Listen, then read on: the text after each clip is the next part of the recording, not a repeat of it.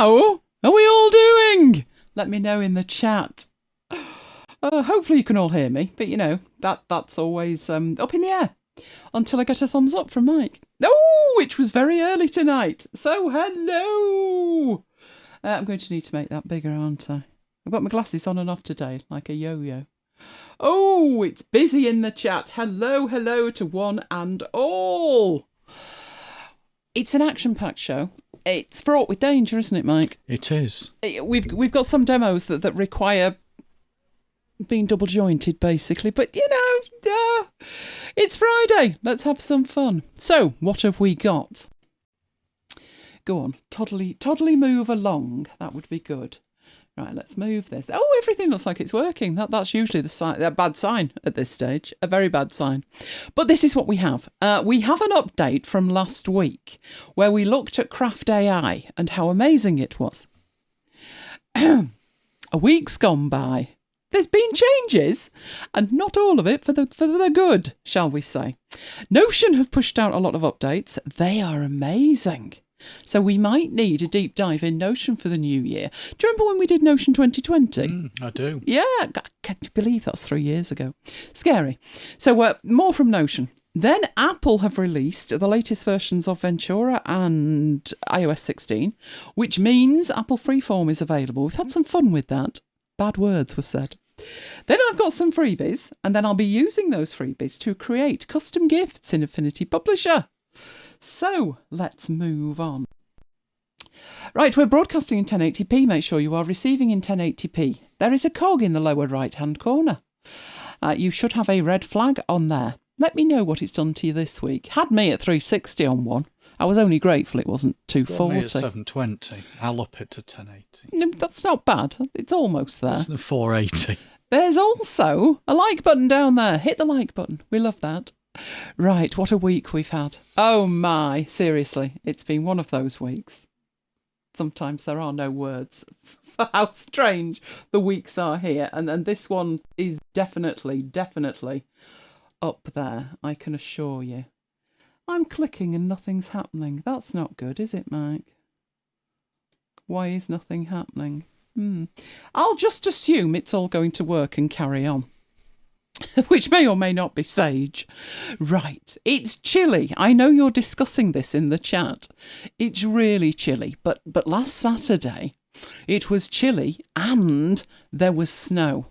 Somebody was making the most of it. Look at her little face. She had an absolute ball, didn't she?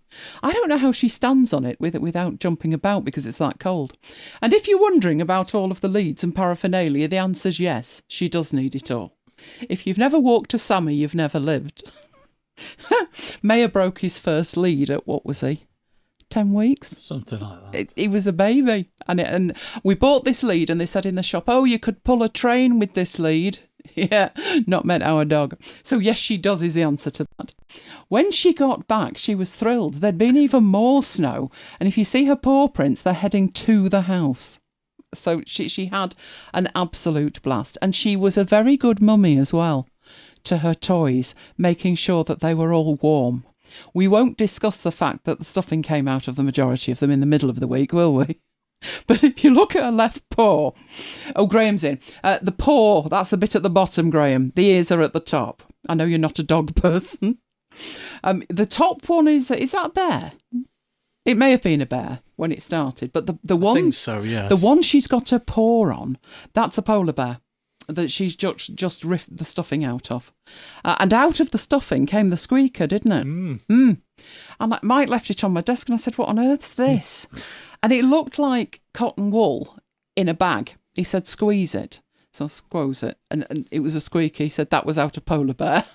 But polar bear was a birthday gift, so it's actually lasted quite well. Yeah, 6 months. Yeah, that's an achievement with our girl. Anyway, Saturday, not good at the airport. We're 7 miles from the airport. I tell you what, it was quiet though, because both runways were closed. And yeah, it carried on like that all day. But not to worry. We had other things on our mind. Oh, at this stage, it was the World Cup. And we were playing France later. But before all of that, there was a fabulous match between Portugal and Morocco. And Morocco actually won. It was unbelievable. Not only that, they played really well. So I really enjoyed that match. So I had high hopes for the rest of the day. It was the big match. I feel even our stateside friends could predict the outcome of this one, don't you? I think so. It didn't end well. It never ends well. In fact, even more than it didn't end well, it didn't end well when England missed a penalty. It didn't even go to penalties, and we were knocked out on a penalty.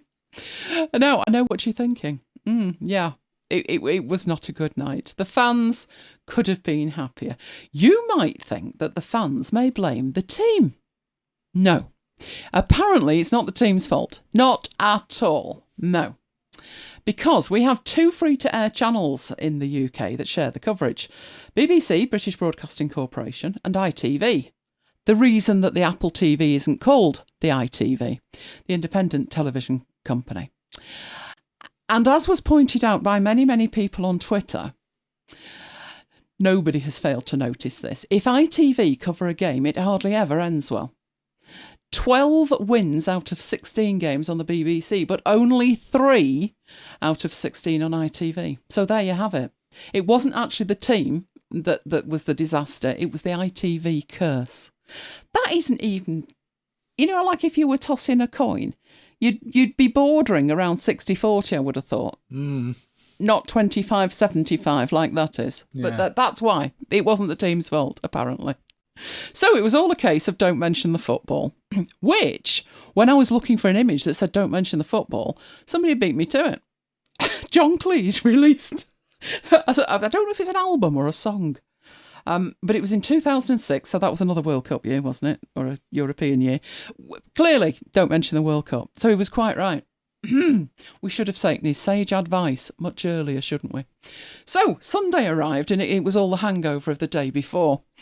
But something was about to occur I wasn't aware of until that day. The other big match. I see you thought it was all over, including the shouting. But no, Mike had keyed one up. It was Tesco's versus Sainsbury's. Not even joking. Kickoff was supposed to be 9 p.m. when they were both booked to arrive. Yes, Mike had done the unthinkable and booked them both at the same time. We were expecting fireworks, so it would have been nice to sit back and watch. But Sainsbury's, ruining the potential battle royal, arrived at 7:30 in the evening. Neither of them are known for their timekeeping. Tesco's rocked up at 8. Obviously, the burning question is mince pies. Oh, they covered themselves in glory. But we're not mentioning the Yule log. We're resigned to enjoying it at Easter 2027. So the week started, and it started as it went on, to be honest, because I was on Royal Mail watch. If you recall, I'd placed an order. This was the 1st of December. So by this stage, there I was, poised. It was day 12. I checked. They were not on strike. I had high hopes. 12 days. 12 days. It was this that I'd ordered, if you remembered. I got the silver one. And it was to compare with the expensive one that had cost 2 kidneys and half a lung about 10 years ago. Seriously, it was over £20. It was ridiculous. Needless to say, I was a disappointed lady. If I hadn't have been, I'd have shared this with you when we covered Affinity Designer on Monday night. But obviously I was still bereft and without my toy. So Tuesday started. Guess what I was doing on Tuesday? Yeah, Royal Mail watch. There I was, out there again. By this stage, obviously, it was day 13. I checked. They were not on strike. Surely today. No. This was how my week went, I swear. Right, Argentina were playing Croatia. Mike said, who do you want to win? I looked at it and I said, neither of them, if it's all the same with you. But Argentina won. Ugh, couldn't be doing with it. While I was working overnight, it was -8. I didn't think it was going to get much colder, and then we're at the stage at -8 of like, is it safe to turn the tap on? We don't want to burst pipe. But never mind that. once I'd thawed out, Wednesday, I was back on Royal Mail Watch. It was day 14. I checked. Oh no, they were on strike, so there was absolutely no chance. You think it couldn't get much worse than that. You know, you were going to have to wait at least another day. But then I spotted this. The Daily Telegraph reporting that foxes and rats were gnawing at the mountains of undelivered mail. I mean, it's vomit-inducing, isn't it? Really? They were actually eating it. So at that point, I thought, that doesn't sound like it's going to end well. But then I realised what it was. It's a metal stylus. I don't think they'd actually eat a metal stylus. But at this point, I was quite worried. There was another match. I was hoping Morocco would stuff the French in the way that we didn't. But sadly, they didn't. So the French got through. Overnight, it dropped again. This time to -10. I was frozen. Absolutely frozen. But I was up early on Thursday morning. I was on Royal Mail Watch. It was day 15. I mean, this was supposed to be delivered in 2 days. I checked. They were on strike. That meant no chance. This being on strike business, with the weather, I wondered if they were actually on strike or they just didn't bother turning up. But some of them were on a picket line with a little bit of snow there. So apparently they were. Now, by this stage, overnight temperature, let's just say it's a good job we like it cold. It hit -12 last night. The A-lady was screaming at me. You know, it's -12, but be careful out there. I thought, yeah, I know it's -12. I can feel it. Which brings us to Friday. Something even more important than Royal Mail Watch. It's Kim's birthday. Yay! Happy birthday, Kim. I hope you had a wonderful day. At which point, after wishing Kim a happy birthday, I headed off. I thought, it's the last day of the week. They're going to want to get rid of this mail. Surely. Royal Mail Watch started again. It's day 16 by this stage. I checked. They're not on strike. My hopes were raised. Surely today. Yay! Unbelievably, it arrived. Oh, thank the Lord. It's a Christmas miracle. It arrived. Seriously, it arrived. If you're wondering about the Queen's head, whether it should be the King's head, they've not actually released the new stamps yet, and when they do, it'll be looking the other way. I don't know why either. But I was giddy. My parcel had arrived, and it didn't even look like it had got any fox gnawing on it, to be honest. So I think I escaped with that one. Oh, and I said to Mike, is my toy here yet? He said, yes. I said, pardon? So he said, well, it feels like a stylus. And it was indeed my stylus. Oh, the excitement. So I thought I'd do a comparison for you. One of those is the new one, and one of them is the one that I have had for over 10 years that cost me a fortune. Can you work out which one? Luckily, Pandemonium, it's not battery powered or anything. It is literally a chunk of aluminium. I know that's aluminium to everybody else. It's aluminium if you're in this country, with a rubber tip on it. So that's why it's lasted so long. I just wanted to get this new one because the old one is no longer available. The replacement is a different style and I don't like it. So having seen this cheap one on eBay, I thought, I wonder how good it is. I was expecting it to be quite light or much smaller or something, but weight-wise, it's fractionally heavier than the original, so it feels really good. Length-wise, you can see they are identical. So to be honest, it's a complete rip-off of the other one, but seeing as though that's not made anymore, I don't suppose it is a complete rip-off, is it? The nib is exactly the same, the tip of it, exactly the same. There's only one slight difference.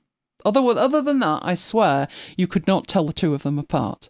And that is that one of them is solid at the base and the other has got like a recessed black plastic bit. Which do you think is which? Put it in the chat. Patience says the bottom one's the old one. So let's have a look across here. Bottom one's the old one. Okay. Does anybody else want to have a guess? Renee says they're sold there for €1.50. Well, this was from eBay and I'm not leaving the house. So I don't care. They did some other ones. So I only got one because I wanted to test I wanted to test it by comparison to the original. And I didn't want something that was pathetically light or hollow. And if it works, we'll wait another 6 months for another one. Yeah, that's what I thought. Well, at that price, you're going to want one. Because the thing is, these are fantastic for demonstrations. So I don't normally pick this up when I'm using an iPad, generally, because I've got an Apple Pencil. But for demonstrations, the Apple Pencil would drive you insane with a tap, tap, tap, whereas these aren't. They're completely silent, so that's why I use it. So have we got anything? We've got yes, we've got two agreeing that the bottom one is the old one. No, Paul says the top one is the original. Oh, it's 2-1. 2-1. The top one is indeed the original. I switched them around for the last photo, but all the other photos, the top one is the original. The bottom one is slightly shinier. The top one is a little bit more muted. And the top one has the Just Mobile logo on it, if I were to turn it over. So the top one is the original. The top one cost over £20 and the bottom one cost £3.99. In terms of this image, the one on the right is the new one and the one on the left with the black dot is the original. But to be honest, you cannot tell them apart other than that. In use, you really wouldn't notice. So there were other colours available. So I thought I'll go and order some of the other colours and I'll see them around Easter time. Now, it was important that I got hold of a stylus in case the one that I had ever broke, because I need it in demonstrations. Demonstrations like Affinity Designer for iPad on Monday at 9 o'clock. Things like that. So it's safely here. I am now not concerned about Royal Mail. Only having said that, I did think today something happened. Another item was delivered with my stylus. And luckily you've not shredded the envelope yet, have you? No. Because I said to Mike knew who it was a Christmas card, and Mike knew who it was from. And I said, they've not sent us a Christmas card for 8 years. I said, I know this because Mum died 8 years ago, and that was the last year. I said, in January, I wrote to them and told them that she'd died. So what gives? Anyway, I've just had a thought, Mike. Maybe it was posted 8 years ago. And in their clear out, have a look at the stamp for me. If there's a date on it, was it this year? Second class. That could have been posted 20 years ago. So we've got a Christmas card, but as Mike pointed out, it just said E. Giles on it, which could have been me or it could have been my mother. So Mike's best suggestion at the moment is that this person's forgotten she's died. Maybe they've developed Alzheimer's or something. It's just weird we haven't had a card for 8 years and it arrived today. The same day they had a mass clear out at Royal Mail. Anyway, let's go into something even more hilarious than Royal Mail. And this is the Craft AI update. Don't get us going on it. Right, they have made some changes. If you remember last week, or maybe the week before, I can't remember, we talked about Craft and the fact that they'd added AI to it. Now, they were intent on rolling this out as soon as possible because Notion have got a waiting list for it. I know this. I'm 21,000 on the waiting list. But they rolled it out and they gave you 100 requests per month. Would appear I've missed the M off that. But that has gone up to 250 requests per month. So I thought it was time to have a look at it. If you remember, we generated some content. Well, we thought we'd have another go and generate some content around something that we had personal knowledge of.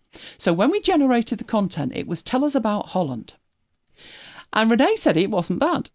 And then we translated the English into Dutch, and that wasn't bad either. But obviously, I would have thought the main use for something like this was when you wanted a head start on something that you were not an expert in. Because if you're an expert, you won't need it.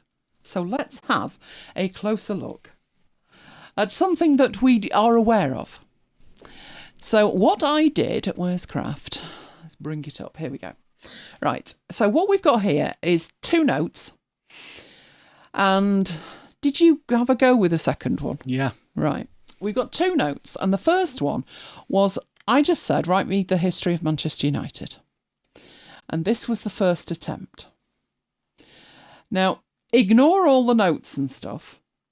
That was what it wrote. I started looking through it thinking, well, I was looking for something specific. I think if you asked any Manchester United supporter, what was the biggest event in the club's history, they would say Munich. This was 1958, where half the team died. Not a mention. I thought, well, maybe they're focusing on something else. So I had a look through it, and then I said to Mike, what do you reckon to this? It stops in 1968. So there's nothing after 1968 in this first attempt. But the highlights that you can see, these are all the things that are factually inaccurate with it. Now, given that this is a history, I would have thought that the information available online and in certain places is going to be accurate. If it said United won the cup in 77, that would be accurate. But not 76, when they were favourites. So there's a collective knowledge about Manchester United, and people put this online, and I assumed that's where this was getting its information from. But as you can see, they won the Lancashire League in 1892. So Mike has kindly added some comments here.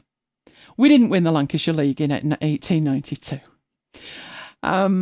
Second division, blah, blah, blah. No, we were fifth in the second division. And then there's something about Charlie Roberts. Where's that one? Is that in that paragraph? Charlie Roberts signed 2 years earlier, right? Not 1906. So the date is wrong. Well, that's in the one after, so I don't know why you've put that in that paragraph, Mike. So the date is wrong for Charlie Roberts signing. They did not win the first trophy in the 1905-1906 season. And as you go through it, they were relegated. I'm presuming this comment's going to be they were relegated in 1922 and not 1918. This is easy stuff at the moment to work out, is it accurate or not? So, this one's a classic. Herbert Chapman managed Arsenal, not Manchester United. No idea how they managed that one. The score that they've quoted is wrong. The First Division Championship is wrong. Newcastle won it the year after Everton won it. It's horrific. It is absolutely horrific. So in terms of accuracy, in terms of it making sense as you read it, the English is fine. So it doesn't read like a robot, but how much of it is wrong? Nothing in that paragraph is right. And it got better than that. Is that paragraph one that was correct all the way through? Good grief. But you can see it's not great. So the first thing Mike spotted was this, when it said, and they went on to win the league title in 1951 and 1957, as well as 2 more FA Cup wins in 57 and 58. They were unlikely to win anything in 1958. The team died in February. So there was very little chance they were going to win the FA Cup final that year. So that was the first attempt. So that being so inaccurate was terrifying. Because as I pointed out to Mike, they've added this so you can use it. If you are writing about something you know about, you'll write it yourself. If you're writing about something that you're not familiar with, you would want a starting point. Who is going to go through that and check every single thing? Because if you were going to do that, you'd do it first and then you'd write it yourself. Right, if 200 people create AI attempts at the history of Manchester United and put them up online, can you imagine 10 years from now how much incorrect information will be up there? And how will you know where to go to get the accurate information? That was poor. So I thought maybe it was a duff attempt. I'll try another one. So I did a second one. Even I was rolling on the floor laughing at half of these. Where's the ones? They were not one of the founding members of the Football League in 1888. And in 1926 they were promoted to the First Division. I presume they weren't, Mike. No. 1924. But the ones that got me was this third paragraph. In the late 70s and 80s, the club was managed by the legendary Sir Alex Ferguson. No, it wasn't. He didn't join till 1986. He was the greatest manager of all time in his 11-year tenure. I said to Mike, felt longer than that. He was there 26 years, wasn't he? So I don't know where they've got 11-year tenure from. This one was also a classic. The 90s saw the emergence of the most famous Manchester United side of all, led by one of the greatest players of all time, Sir Alex Ferguson. Now, while he may have been one of the best managers of all time, he certainly wasn't one of the best players of all time. Nowhere near. And what was your complaints with this last one, Mike? Apart from the fact they'd missed out, what's his face? David Moyes. David Moyes was missed out. And he's also put the point of how up to date is this, because Ollie left ages ago. There was also that other guy, Ralph came in, didn't he? Didn't mention Ralph. Yeah. Didn't mention Ryan Giggs being manager. And Ten Hag's been there since the start of the season. So, and then there was the last paragraph. I noticed you didn't say anything about that, but United are one of the biggest clubs in the world and are synonymous with success. Not in the last 10 years, they're not. Just saying. So, I wanted to point that out, that the stuff that we looked at looked great. But now I don't know how accurate the stuff was about Holland. Because I don't know as much about Holland as I know about Manchester United. And there's still no mention of Munich in there either. So, I don't think I'd be relying on that. What do you guys think? How bad do you think that is? There is very little in that is accurate. And that is terrifying. Because I was in a meeting today of a writing group. And this meeting had been opened to the public. Normally it's members only, but today they'd opened it as a promotion for the January cohort. So there was like 250 people in there, and like 249 of them were just, oh, have you seen this AI thing? This AI thing's amazing. You don't even have to write anymore. And obviously I'd just gone through this and I've got my head in my hands. Oh dear, dear, dear, dear me. So don't rely on it. By all means use it as a starting point, and maybe it is better with the content that is, what would you say, fluffier? Something that's opinion-based. This is not opinion-based. This is supposed to be fact. How they can get so many facts so wrong, I don't know. I mean, to say that the guy that managed Arsenal managed United, that's basic. That is really basic. One mistake with a year, but not more than that. Patience said maybe it's pulling from Wikipedia. Now, I actually found Wikipedia was much more accurate. I think Wikipedia gets a bad rep, but they are very careful in what they will allow you to refer to. There was an article I read the other day about Wikipedia and I was laughing out loud. Wikipedia will no longer let people quote the Daily Mail as a source. And, it was pointed out that Wikipedia, there was like 5 things that Wikipedia had got wildly wrong. But it's not Wikipedia getting it wrong. That's people who just feel the need to be awkward or be an idiot. You remember when they were doing the wreath laying at the Remembrance Service? A boy racer went past. He was at the lights and he waited, lest anybody get his number. He waited until he drove off and then did the toot, toot, toot, toot, toot, disturbing the minute's silence. Just because he's an idiot. And that's the people who are changing Wikipedia. But no, it isn't coming from Wikipedia. I don't know where it's coming from, and that's what's fascinating. If it's a fluffy opinion piece, maybe it would be a starting point for you, but don't use it for anything factual. I mean, there's only 2. I would love to see if we did it another 8 times, what it came up with. But the thing is, people who don't know anything about United, but think, United's got a big following, I'll write something about United and I'll put it out there and I'll get 1 million hits. Oh, you will. Indeed, you will. Trust me on this. And the forums, they will rip you to pieces. Absolutely rip you to pieces because there's not much right in it. So I just thought I'd show you that. Not good. Not good at all. Right, let's get rid of that and head off into the next one, which was Notion updates. Notion haven't released their AI yet. There's still a waiting list. And now I've seen that. I'm like, no rush. Take your time. Maybe get it a little bit more accurate. When it does come out, obviously we'll do the same thing again. And I'll still set my Rottweiler off on his research, won't I, Mike? And when he'd finished, he said, there's half an hour I'll never get back. No, it's not a time saver if it's going to take you more time.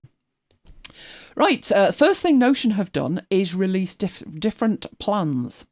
This may be important to you, even if you're on the free plan. So the free plan still exists. That's absolutely fine. There's no problem with that. But the free plan has got added stuff to it. So they've taken what was formerly Teams, which is second from the left, the blue one. That is now the Plus plan. And they've added some of the plus features into the free one.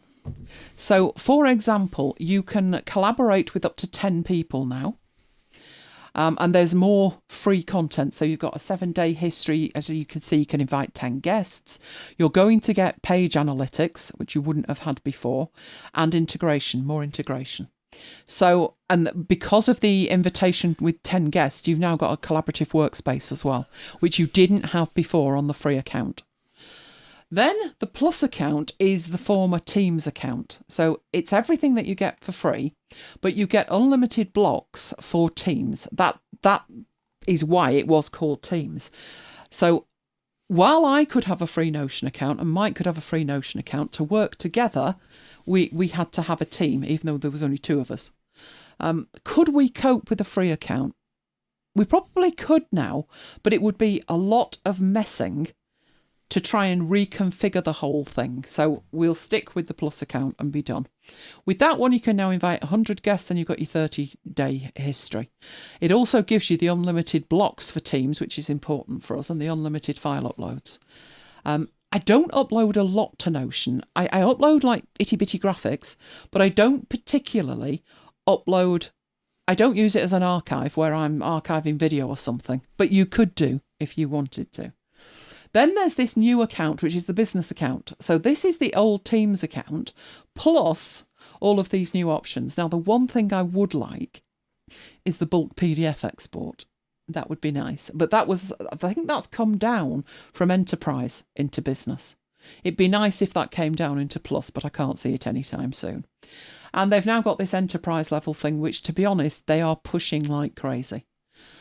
So those are the new account types. You're transferred automatically. So if you were on Teams, you will automatically be transferred to Plus. There is no cost change at the moment. So the price is the same at the moment. Right, other things that they have done. They have added in, if you look at that hand, it's changing as you look at it. They've added in the ability to pick a colour for the emojis and remember it, which is nice. I always use the yellow. I don't be picking any other. I'm not wandering around with a card, a colour card, and checking it. I always use the yellow, but if you do prefer something else, it will now remember it. The next one is like, what took them so long? When you create a query, you often want it within a date range, and you can pretty much do whatever you want within a date range. But if you wanted within the week, you had to say, where due is on or after the past week and on or before the next week. Whereas now we have this week and it's a rolling week. So you wouldn't have to go in and set the dates yourself. So that is a really nice addition. I'm hoping that they are putting some work into that because I tweeted them a while back. I was adding some historic information from 2006 to do with the podcast.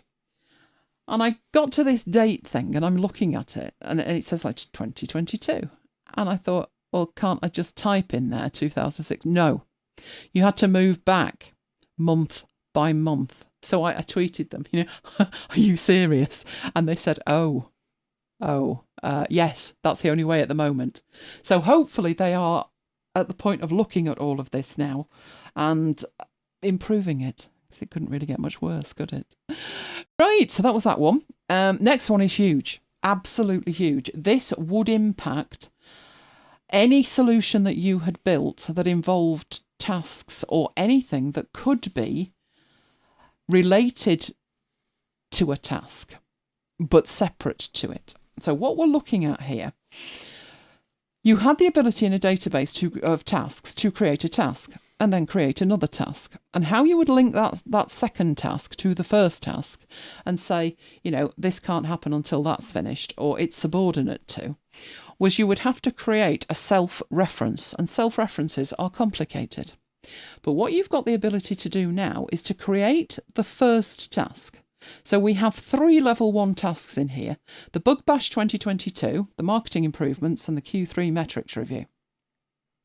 They are the top level tasks. Underneath them, we now have subtasks. Now, while in here it says subtasks, it's actually You can do this in any database. It's database sub-items. It doesn't matter if they're actually tasks or not. You can break any project or database item into smaller chunks. That way, you've got it as a line item and there's less chance that you'll miss it. So it allows you to list out the subtasks of a project or the subtasks of another task or whatever you need to do with that. If you're interested in a demo of it, I will do that. I was wondering whether we should leave that till January and do it as a 2022 Notion update series. Let me know in the chat or get in touch with me. That's huge. The thing is with it, if you've already built a solution, which I did 4 years ago, that changes everything. You now need to make a decision whether you're going to stick with what you've got. It's not broken. Don't touch it. Or whether you want to take advantage of the new features. So there is something to think about.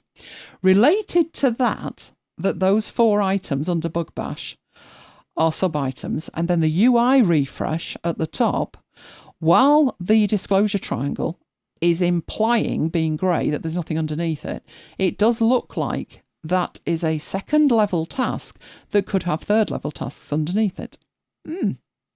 Or maybe it has got subtitles. No, they would be at the same level, wouldn't they?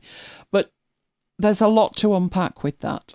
So related to it is the fact that now in your timeline view, it's like a proper project management thing. If you consider that timeline view to be like a Gantt chart, what those gold arrows between the blocks are showing you is the dependencies. Is this all coming back to you, Mike, with project? It is. Yeah, breaking out into a cold sweat. sweat. Into a cold sweat, yeah. He's not a fan of project.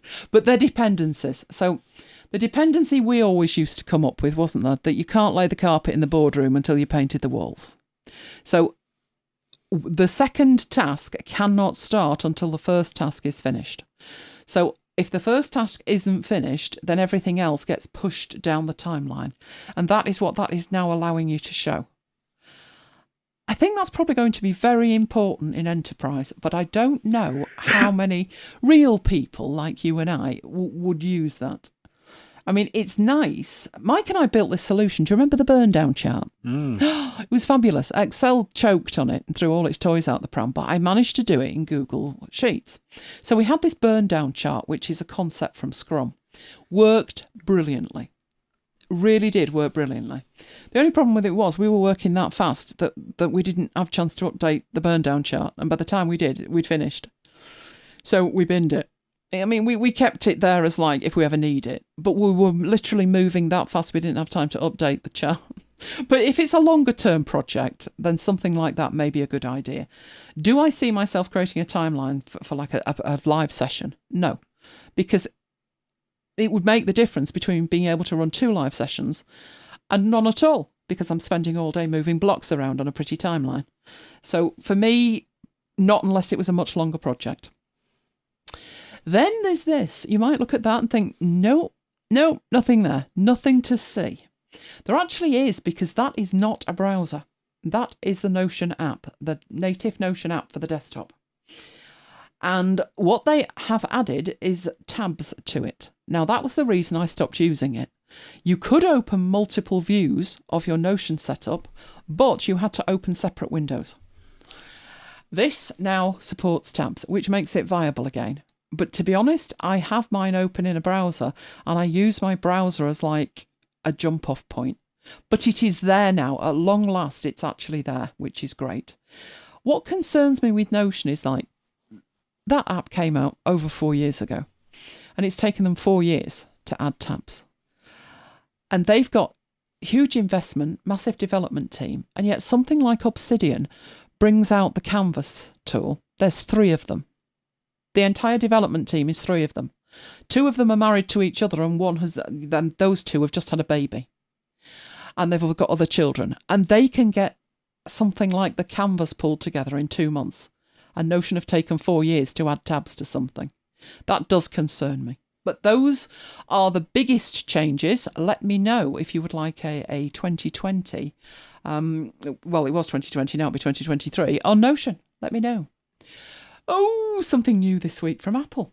at long last, this was announced at WWDC and hadn't seen the light of day since. Tantalisingly, it was in the App Store. But you couldn't download it unless you'd done the beta thing, and I wasn't doing the beta thing, I can assure you. If you have been living under a rock and you have no idea what we're talking about, it's a whiteboard solution. It's a whiteboard solution for desktop, obviously all Mac, desktop, iPad and phone. It supports things like sticky notes. It's a little bit, it reminds me of Apple Notes, but freeform. So the idea is that you brainstorm your projects in there. Can I see myself using this? The only time I personally tend to use a whiteboard is when I'm trying to explain something to Mike. And we use Google Jamboard. It is very similar to Google Jamboard, possibly a little bit smoother. You know what Apple are like. And the other one is Microsoft Whiteboard. But all I need is a limitless canvas that I can draw things out on and then show Mike. Now, the good thing with this one is everything's shareable. So you can actually work on this together. Who thinks this is something they would absolutely use? Let me know. As I say, you are going to need Ventura on the desktop for it to work. So that rules out my primary desktop. And you're going to need 16.2 on a device for it to work. I have updated 2 of my devices to 16.2, so we can go and take a look at it. But let me know in the chat, are you on Ventura? Are you on 16.2? Are you using it? While we go and have a look at it. So, for me to effectively demonstrate this, I'm going to have to use another machine. So I have another machine. I have a window onto another machine. This is my 13-inch MacBook Pro. A MacBook Air. I'm lying, MacBook Air. Let's run it. So I've done the update on here. And there is Freeform. Now, to start with, you need to enable iCloud sharing iCloud saving to iCloud if you want your boards to appear on all the devices, which I have already done. So that is all set up, but I have no boards at the moment. So what I have here are the ones that I have deleted. So let's take that as big as we can get it on there. Oh, Paul's already got Ventura and 16.2 and not using it. Oh, Paul, you need to find a use for it. And Debbie's trying to decide whether she needs it. I think it's one of those things. Have a look at it. Know what it does. And then if you do have the need, then it's there. My concern with it is when I think of drawing things out for me personally, GoodNotes is a better solution. It doesn't have a limitless canvas, so you can change the size of the notes. But the good thing for GoodNotes, as far as I'm concerned, is everything's together. This is synchronizing via iCloud, so I'll just leave that there. I guess if it was limitless, but more likely if I wanted to share it with Mike and collaborate with Mike, although GoodNotes does that now. So what we have here is the all boards view. You can see that the recent shared and favourites are all at 0 because the 2 that we played around with, we've deleted, they're in the bin. So this is like the view that you would have of any other Apple app, where once you've got boards and content, you'll find it in here. But at the moment, I have no boards in here. So the first thing I need to do is to create a board. So at the top, you have the option to create a board. So I will click that. There's no templates at the moment. That would be a nice addition. You know, like if you wanted to start with something, that would be very helpful, but it's not there yet. But you can add quite a lot of content to this already. And then I'm trying to get my notes up on here, and then this wants to update. Seriously. Let's just play with Elaine's mind, is what it's thinking. Right, is that one? Open that up for me. Right, so we've got our board. It looks like a bullet journal. If you look at the dots on the screen, if you can see the dots on the screen, it looks very bullet journal-ish. That is to help you line the content up that you create. That is the sole purpose for that. Right, so I've created a new board. Now the next step would be to either name it or add content to it. Obviously over here it's telling you it's untitled. You can double click on there and you can name it. So we'll have this as demo board. Be nice if it registered a space as well. Right, so the items across the top. Now, bear in mind I'm on the desktop, and so I can add a sticky note. I can add some shapes to it. I can add some text to it. I can add images to it, and I can add files to it. So I'm looking at this and I'm thinking, just a minute, there's something glaringly obvious there, because those demo images that I put up on the slides, they all had handwriting on them. So where's the pens? Well, how do I get to the pens? You don't on the desktop version. Gross oversight. Absolutely gross oversight. I know people might think, oh, but you can't write on that. But I'm pretty good with a mouse, and not a lot of people have a trackpad. So, seeing as though they've added signatures to preview and they've added annotations to preview, it seems a bit odd. There's no pencils in here, so don't bother looking for the pencils. You won't find them. Right, so the first one of these was a sticky note. It adds a sticky note. You can scale the sticky note. You can add text to the sticky note. So I double-clicked it to note text to add the text to it. You can change the size of it, you can make it bold, you can center it, you can make bullet points, whatever you need to do. I'm assuming in here, there we go. Once you've got it, now I had to click away and then click back on it. And at that point, I've got my text that I can edit, but I've also got this, which means I can actually change the colour of it. So if I wanted that to mean something else. So if you were doing like free flow diagrams or org charts or something, and a note meant a different thing, then you could do that. So there's the notes. Once you've got a note, so let's option drag out for a second note and a third note. And they do snap together nicely, I will give them that. And I'll change the colour of these. Let's have an orange one. Right. Then you've got the option to add some shapes. These shapes are identical to the shapes that you'll find in the iWork apps. So they were expanded a couple of years back now. So there's a lot of shapes in there. You can search for what you want at the top. You can use the categories down the side. Oh, we need chicken, don't we? We absolutely need chicken. Apparently that's a cockerel, but never mind. It looks like a chicken. So you can add those kind of shapes to mean something. I'm guessing in the basic in here, if we can alter the fill, I'm wondering if we can. We can. Right, so I don't want a fill on it. And then the next one here is the border. So I'll have a solid border. Black's a bit oppressive, but we'll go for it anyway. And I could then use these to stretch the shape out so it goes around part of our whiteboard to link them together. Now, for anyone out there who has tried the canvas view in Obsidian, I know this is so noddy, because if you're in Obsidian with it and you draw around it, it's then a group and you can it treats it differently as a group. This is just a visual thing in here, obviously with your cockerel next to it. Oh, it looks like a France shirt now. That's their symbol. Right, so there's two things that we've added. Right, the third one is that you can add text. So it's put that at the bottom. This is freeform text. You could choose to put it over the top of a note, but it's actually maybe better used if you put it somewhere like this. You put like training department in there. Now you do have options in here to change the colours and change the size and make it bold and all the rest of it. So we could have that in a nice colour.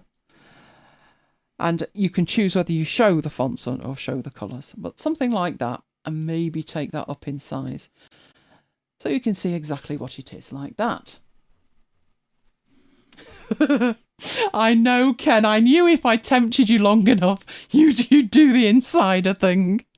But trust me on this, the canvas is so worth it. The canvas is amazing.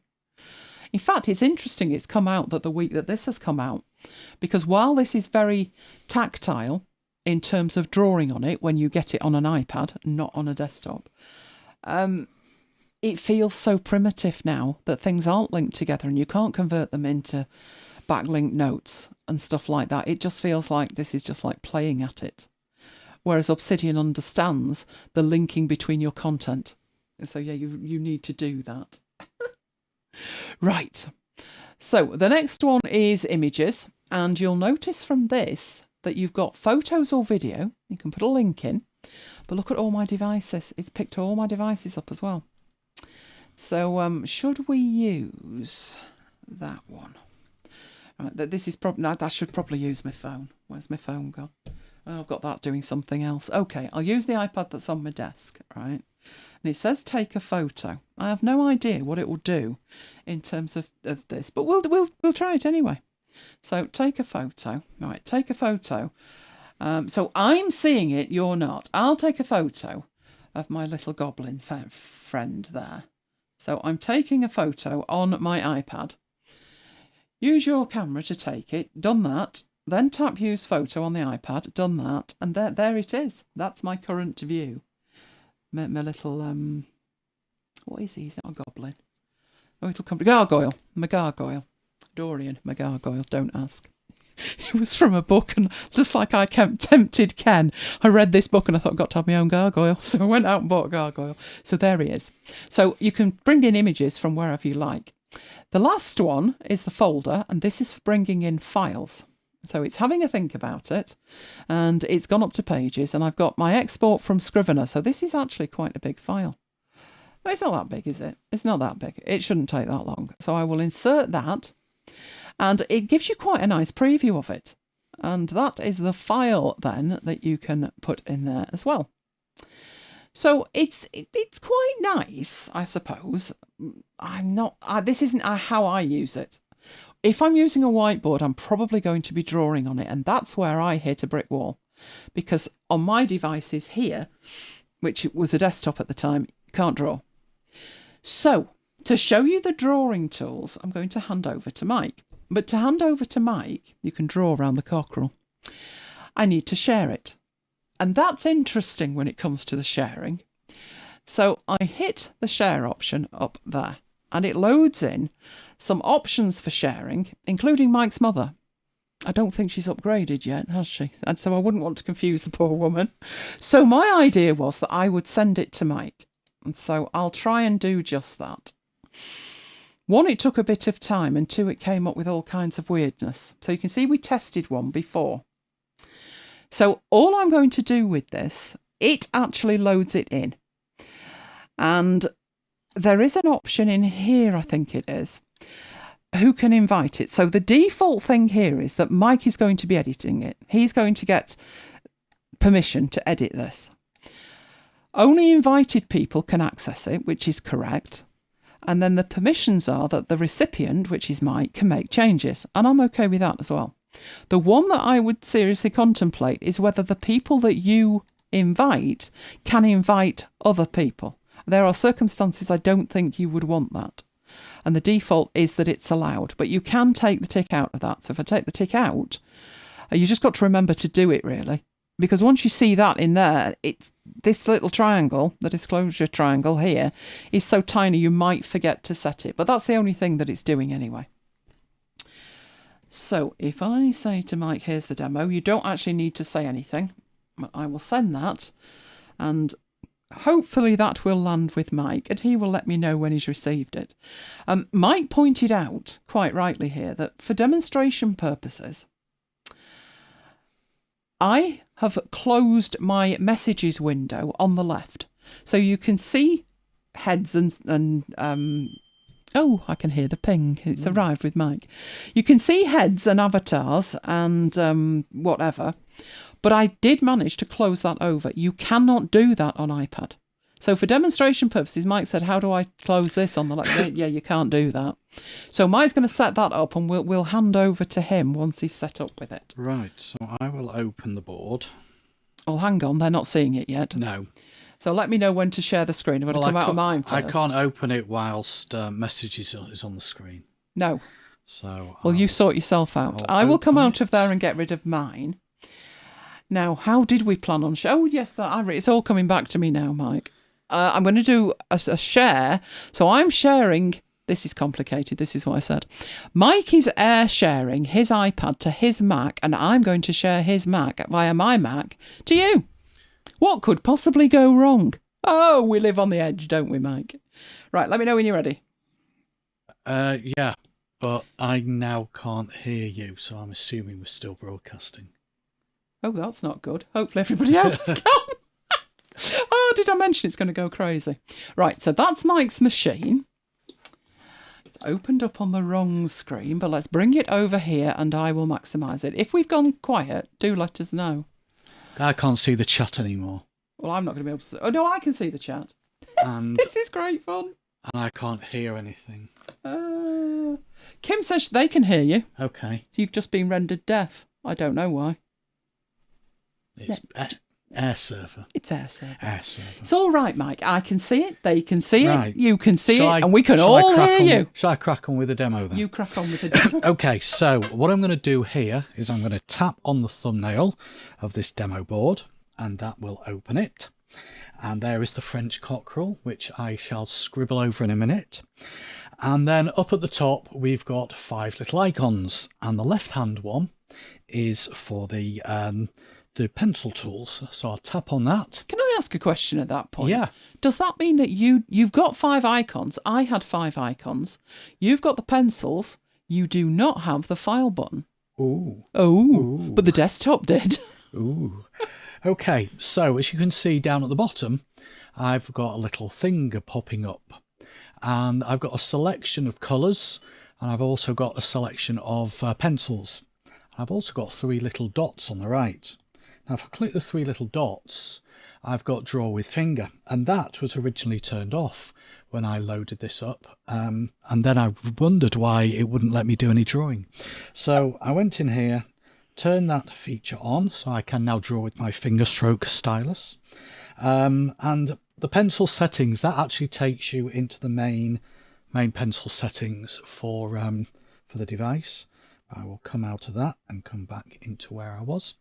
So let me show you some of these things. First of all, I'm going to tap onto this this second pencil here, and you can see it shoots up to tell me which one is active, and then I can just start typing.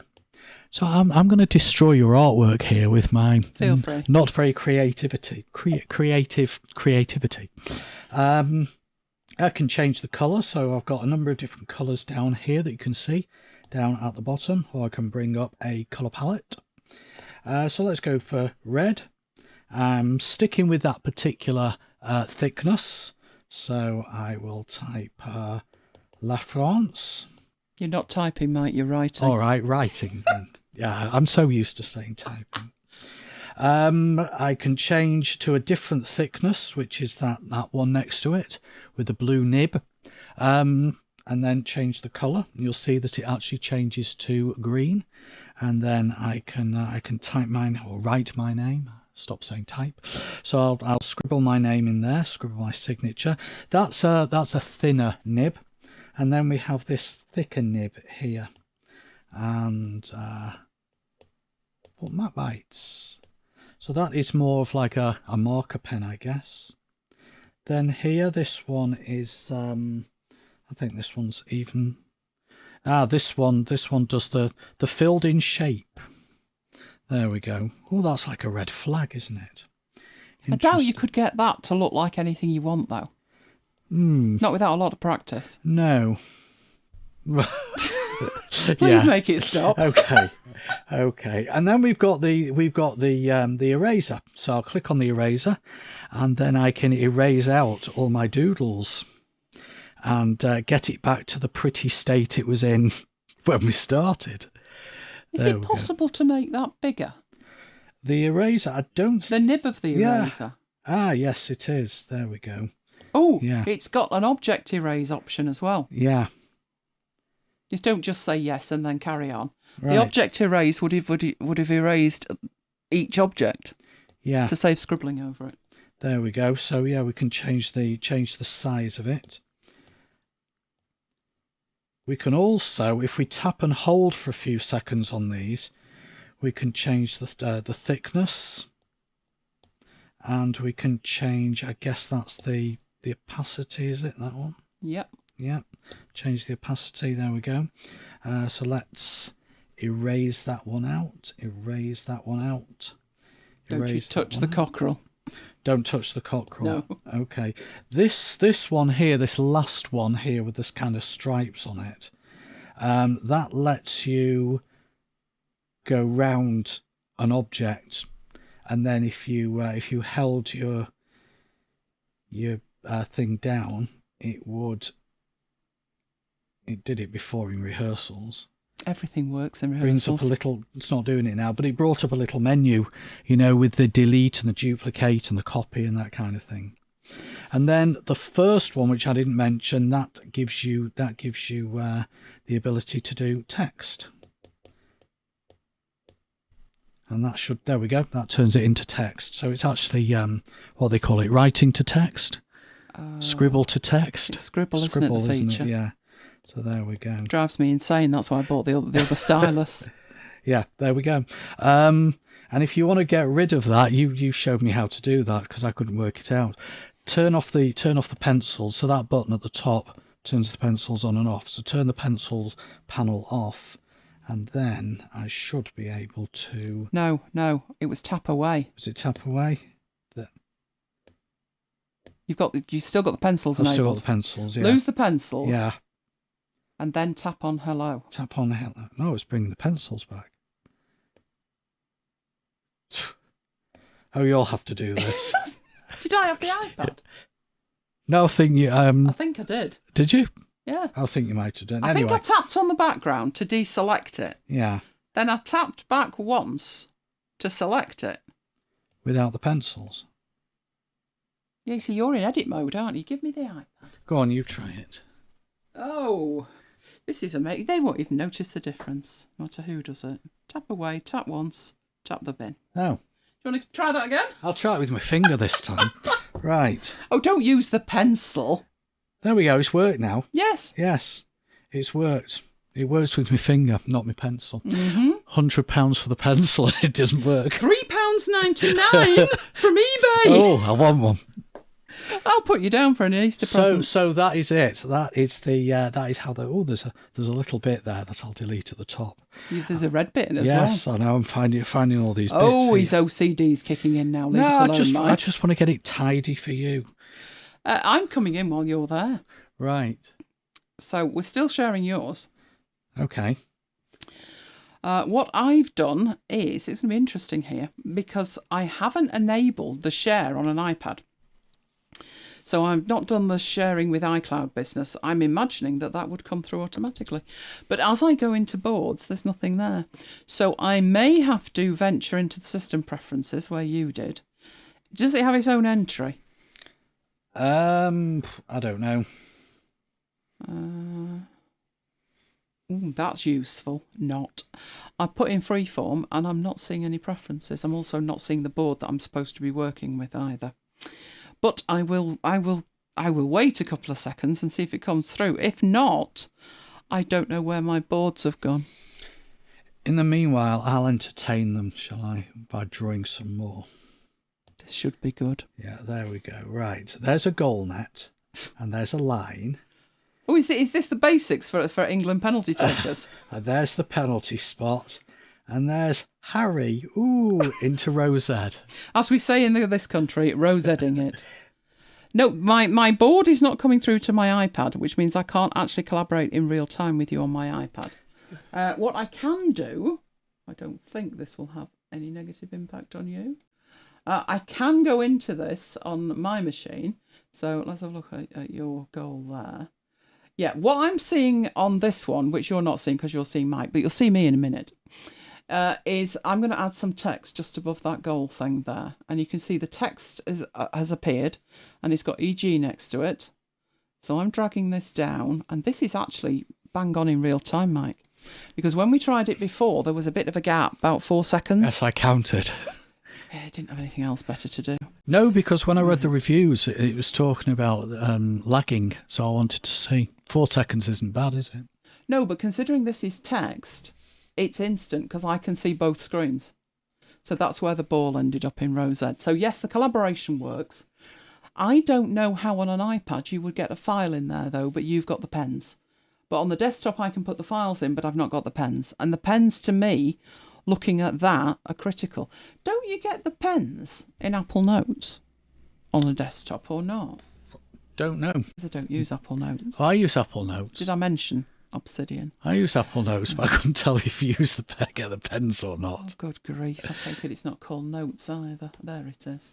Let me have a look. So I'm looking on a desktop now.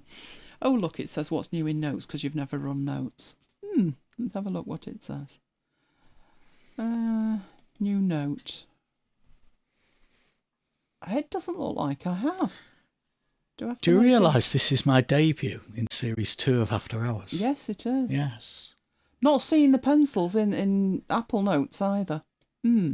I just assumed that they would be there because they're there on the iPad. Oh, Debbie, 144. I think that's a new low, isn't it? I don't think it goes lower than that. Good grief. No, so the pens aren't there. But that's what we've got so far. Scope for improvement, quite a bit. Do I see people using it? Maybe for like interactive games of tic-tac-toe. But my concern is, I've got it installed on an iPad. I've got it all configured and it hasn't come through. I can only assume I would have to manually deal with this. Let me see if I can get this working. Going into iCloud. I'm going into iCloud Drive. Sync this iPad. Yep, that is good. And it's set up and it's trying to do it. But no, it's not coming through. And I am not seeing any other option for it either. So I will have to work out why I can't even see my own files on my own iPad. I could grab Mike's iPad and that would work. I think yesterday I set this up on another iPad. So let me get into that. If anyone's wondering what I've just drawn, it's the data flow in Power BI. It's about the only thing I ever use a whiteboard for. Yay, I'm in. Hey. And I've got a pen. Right, so I'm now on another iPad that's working. So, shall we do that, Mike? I'm going to need that to be much thicker if I'm actually going to see it. Oh, hang on, you can't see that. Right, up to the top of the board. Yes, I can see it. We'll move into it. Drag the board down. Drag the board, still got the pencil. Right, there we go. There we go. Right, okay. Am I circles? Yes. Right. I should have said no, shouldn't I? There we go. Who's going to win this, do you think? Are. Technically, nobody should win it. Then it'll go to penalties. Oh, joy. So if you wonder what we do in the office all day, it's this. Oh, it's like War Games. Yeah. Do you remember when War Games at the end? Yeah. Oh, favourite film. I think that's a draw. Yes, that's a draw, so let's not bother. Right, so that is Apple, what's it called? Freeform. Oh, can't you tell I'm interested? I can see me using it in an emergency if there's nothing else, because the thing with it is, Apple, of course, have the benefit that it's on every device. I couldn't download it onto my device until I upgraded them to the requisite versions. But as soon as I did, I didn't need to download it. It was installed automatically. So once you've got the right version, you'll be able to use it. I would not rely on it. I wouldn't rely on it for the same reason that there's no way I would ever rely on Apple Notes. Because Apple just unilaterally decide that they're not going to support backwards beyond a certain point release.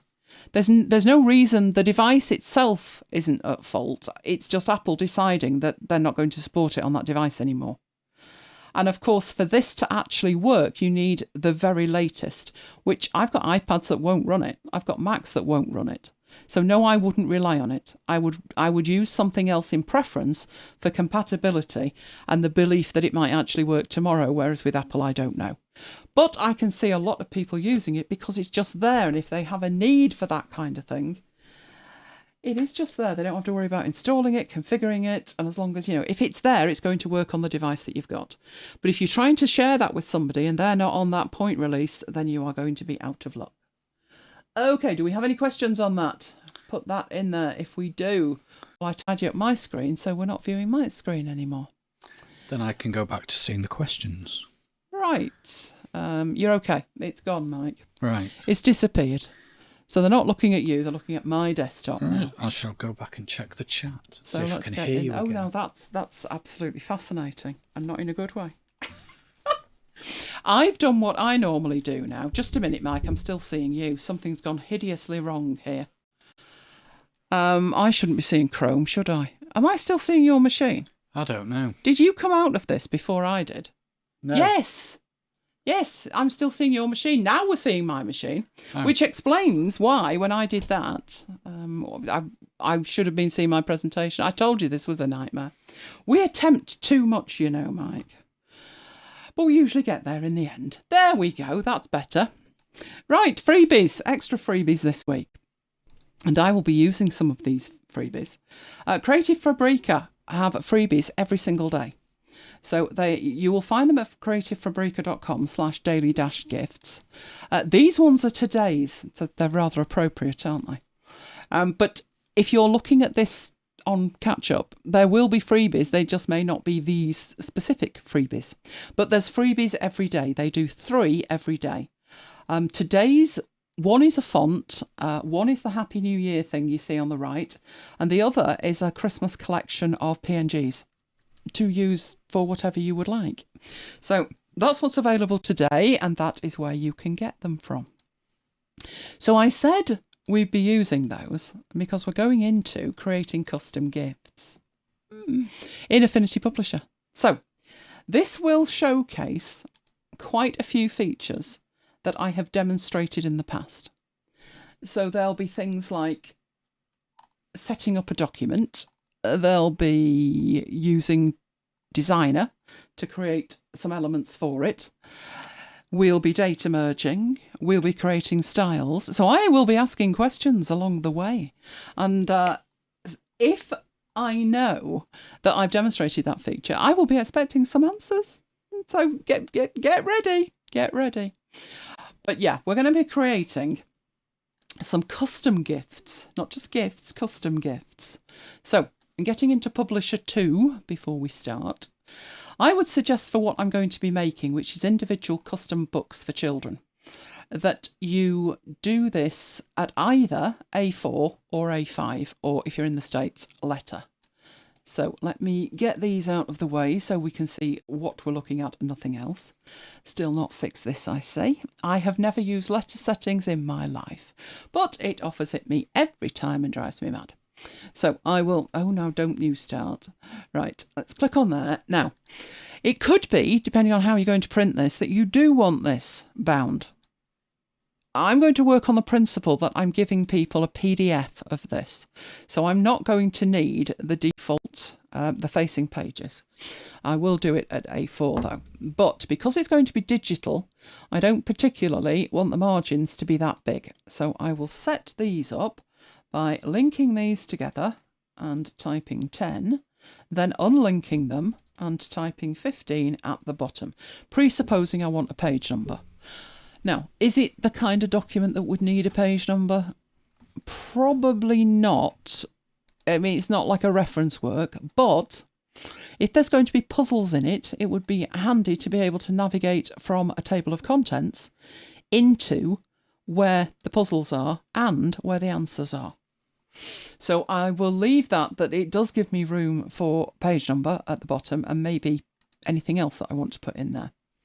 Right, I am going for, the orientation is portrait. I'm leaving it at RGB because it's going to be a PDF. And then the only thing left to think about is, do you want a default master page in here or not? Doesn't really matter one way or the other. So I'll say yes at the moment and be done with it. The one that gets a lot of questions is image placement. Do you prefer embedded or linked? There could be in this quite a few images. So at some point, even if I say embedded, publisher's going to say, the file's getting big, you sure you don't want to link them? Which I'll probably choose to ignore. My preference is for embedded, but I know some people use linked. You can switch between them, but I'm going to leave it set to embedded because that's what I normally use. And then create the file. So this is going to be the starting point of the customized gift. Right. it's for 3 people. So I could create one thing and then I could go in and I could customize it for each person. But we have data merge. So there's a possibility that I could put all of the differences in the data merge file and just have one file. And that's what I intend to do. So the first thing that is going to need to be part of the data merge is the cover. So what I'm going to do is create 3 different covers. And I can either do that in here, but it would actually be better to do it somewhere else because of how it works. So what I would need to put in here is none of the graphics. I will go and create 3 images for 3 different covers, but none of them will see the light of day in Publisher. So I need to go into Designer to create the covers. Kim said she didn't know there'd be a quiz. Not being graded on it. It's fine. And not on your birthday. It wouldn't be graded anyway, but not, especially not on your birthday. Right, where's Designer gone? Playing with my mind tonight, aren't you? Right.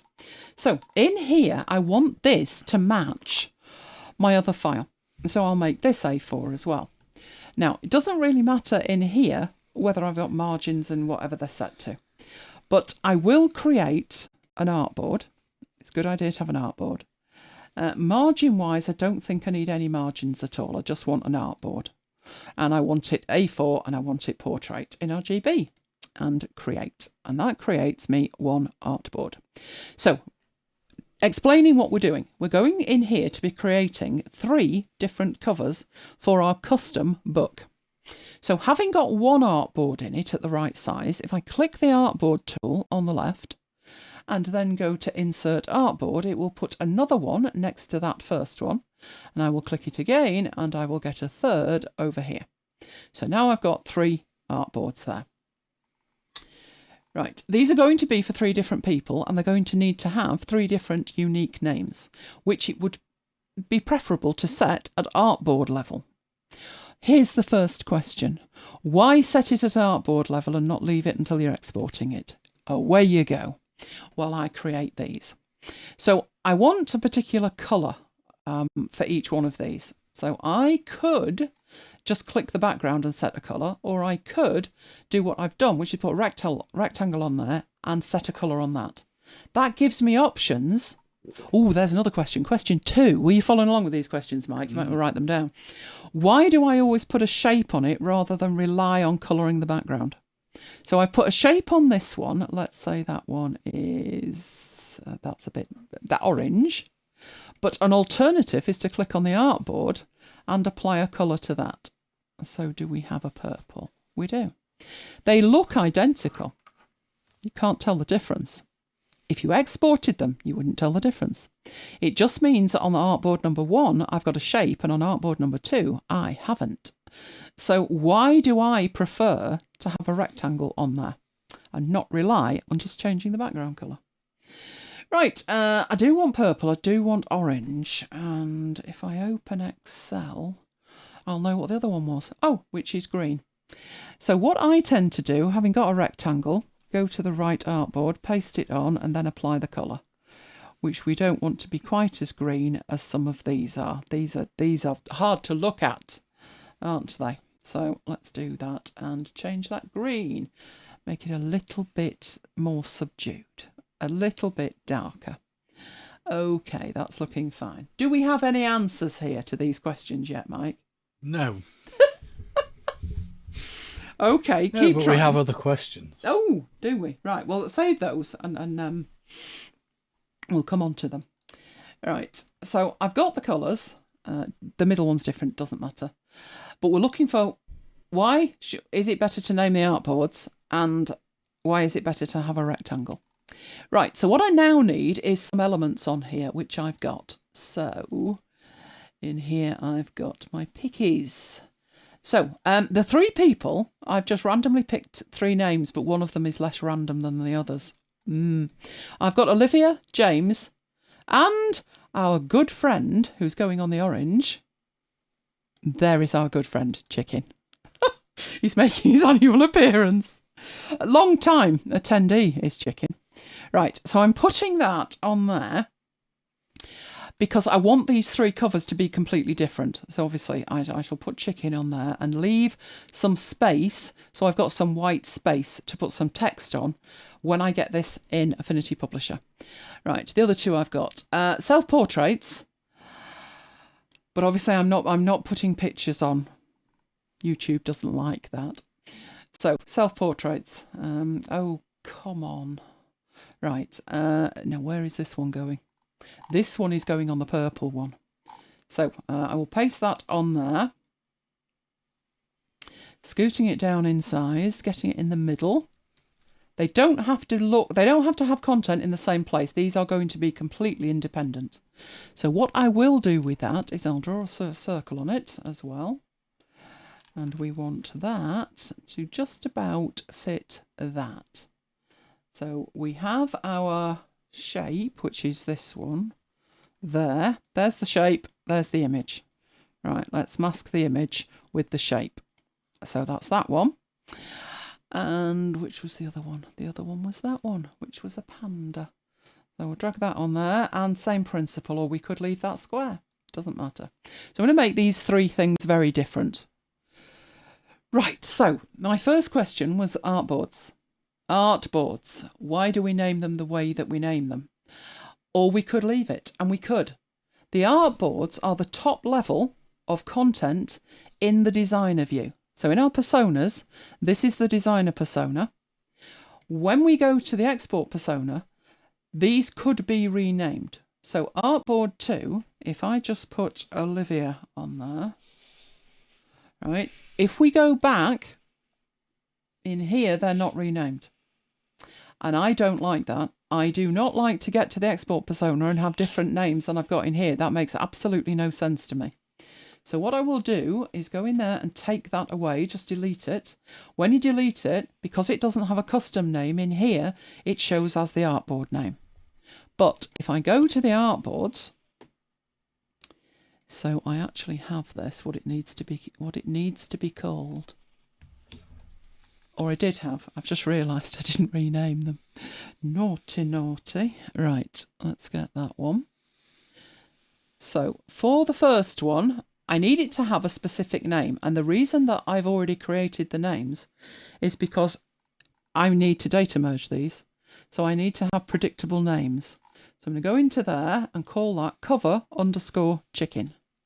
This one, double click it. And this is cover_Olivia. And finally, the green one is going to be cover_James. And that's purely so I can distinguish them. There's no practical reason for them to need to be named cover. You can call them what you like, but you need to know what they're called, and you need to know where you're going to put them if you are going to data merge them. So the only other thing to think about in there is I've got lots of negative space because I'm going to want to put text on this. And I've just realised that isn't in the centre. Right. Right, the second thing was, why do I prefer, when we open these up, that I have my colour coming from a shape and not coming from the background colour of the artboard?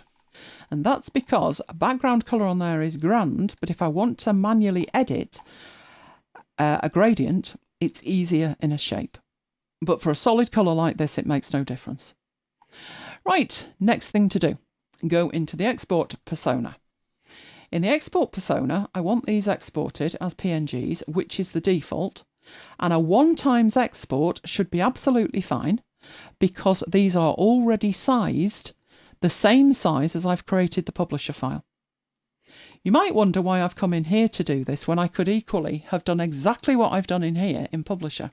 But like I said, these images aren't going to touch Publisher until we don't run the data merge. They're going to live in a data merge folder. So all I actually need to do is to export them. You now have little dots. I didn't like the little dots when they brought this version out. But what you've got is the top one is not lit up. That's because what that would export is the entire file. It would send out one PNG with all 3 files on it. So I don't want the background exported. You may wonder, if you never want to use that, what it's there for. It's actually there for if you want to create an overview of all your artboards. which is the kind of thing you would do for a client. But what I want to do is export these 3.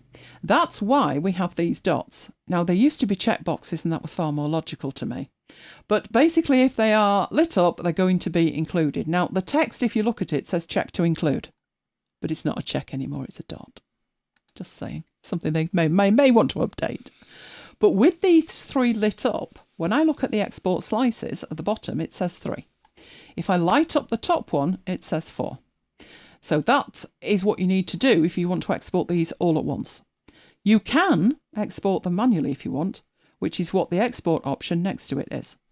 And it says click to export all formats for this item. Now, I only have one format for each item, and I would much rather export the whole lot together. So I will export the slices there, and I should get all 3, which I will put on the desktop. So that will give us 3 PNGs on the desktop. It's something to think about, isn't it? Right, so we've got our covers file. I will save that as well. Having a think about that as well. Covers, right. And put that down there. So we're back to Publisher, but what we've got at the background is our 3 covers. There they go. Now, that is not where they need to be, but we'll leave them there for the moment. We'll put them in the right place shortly. Right, so how do we tell this that we want it to fill in? Basically change the cover depending on whose book it is. Well, at the moment, we won't worry about that. What we will do is put a placeholder, a picture placeholder, where we would like that cover to be, which is right over the top of page 1. We need to add some text to that because this is going to be for each individual person. I've just had a thought about that. Ooh, that's not going to work very well. Looking at that, Olivia's is going to cause a problem. So let's go and fix that. Because it's a data merge, I do wish they'd fix this. It's got a bug. All the apps have got a bug at the moment, and I think it's Apple. But if I minimize this and I click on Publisher, and then I switch back to Designer, the file doesn't come back. You actually have to do this to bring the file back. It's driving me mad. Right, we're going to have to re-export this and put this down here because we need the negative space to be in the same place. So the negative space on the orange, top right is good. And in here, this is pretty good. So I think I put that down there. So we've got virtually the top half of all of those images. So I will re-export it and it will say, but if you put these on the desktop, you've already got them on the desktop. Do you want to overwrite them? And you'll notice that some says new items only. But I'll just say yes, export the lot. And that is dealt with. Then I'll save it and then we'll go back into Publisher. You've all gone very quiet. You're either asleep or concentrating, one or the other. Right, so this is our cover. We need to have some text on here. So I will add some text here. Right, and that's going to say Happy Christmas. And it's going to have more on there, but we're not going to finish it at the moment. I'll leave it set to black only so we can see it. But when I come to sort this out, I probably want this white because it's going to sit happily on our covers. And you've seen the colour of those. So I would have room there for one more line. And I'd probably make the font pretty as well. What fonts have I got that are pretty? That are Christmassy pretty? Oh, that's not bad, is it? But no, definitely not. Let's make it that one. We like that one. Right, so that's the cover done. Next thing to do is then put in the rest of the pages. So I only said to make one page. I will add some extra pages. We do have that master page and you get to decide how many pages you want to put in. So just so I'm not doing this repeatedly, I'll put in 9 pages after page 1 and OK. And that will put in the extra pages down here. Right, do I want to leave space for contents? I could do. What you need to think about with that is if you decide to do that, you're going to have to put headings on every single page. or things will go awry fast. So for speed in this demonstration, I probably won't do that, but it's something that you may want to think about. So what kind of stuff can I actually put in there? Well, I've got some stuff that was free. So I talked about there was some clip art available today. So this is the clip art that was free today. So I could use any of this. I've got Bright and Merry Christmas, you name it. So I could use some of this in here. That's what I'll put on these pages. So we'll just put some of these on. Oh, come on. It is thinking about it. Might even be in my lifetime. On the other hand, it might not. Or it could totally crash. Saving the file would have been a good idea. Oh, here it is. It's already complaining. Right. The image contains a large amount of embedded image data. Let's just have a look at it. There's actually none. There's none. So no, I don't want to do that. This one file upset it. Wouldn't have thought it was that big and busy. Right. Let's put that on there. Okay. Where's that Merry Christmas gone? Was it that one? I think it was. So we'll drag that one on. And basically just make up as many pages like this as you absolutely want. But at some point, you're going to have to add some content to it as well as pretty images. So I have also got in here, so I'm moving back up my data to where I've got my data. I think it was in there. I've got some pages. Now these pages again were completely free. They were Christmas activities. So they are JPEGs and they've just got like colouring in things. They've got puzzles in them, all kinds of stuff like that. There is a teddy bear. So that's what I'm going to include on some of these pages. So we will get down to page 3 and put a colouring thing in there. I'm going to zoom into that or not. There we go. Right. Shall we have the bear? The bear was cute. Now, if you've got time, more time than I've got, you might decide to draw these yourself. But there are plenty of these that you can get for free on the internet. Just look up colouring pages. And there we go. Let's put him there. And rinse and repeat through however many pages of that you want. Now, I did notice in here that there were some puzzles as well, but they didn't fit my layout too well. So what I thought I'd do is recreate them. Now, this is something that I did way back the very first time that I demonstrated Affinity Publisher. I've no idea how I did that in less than 24 hours.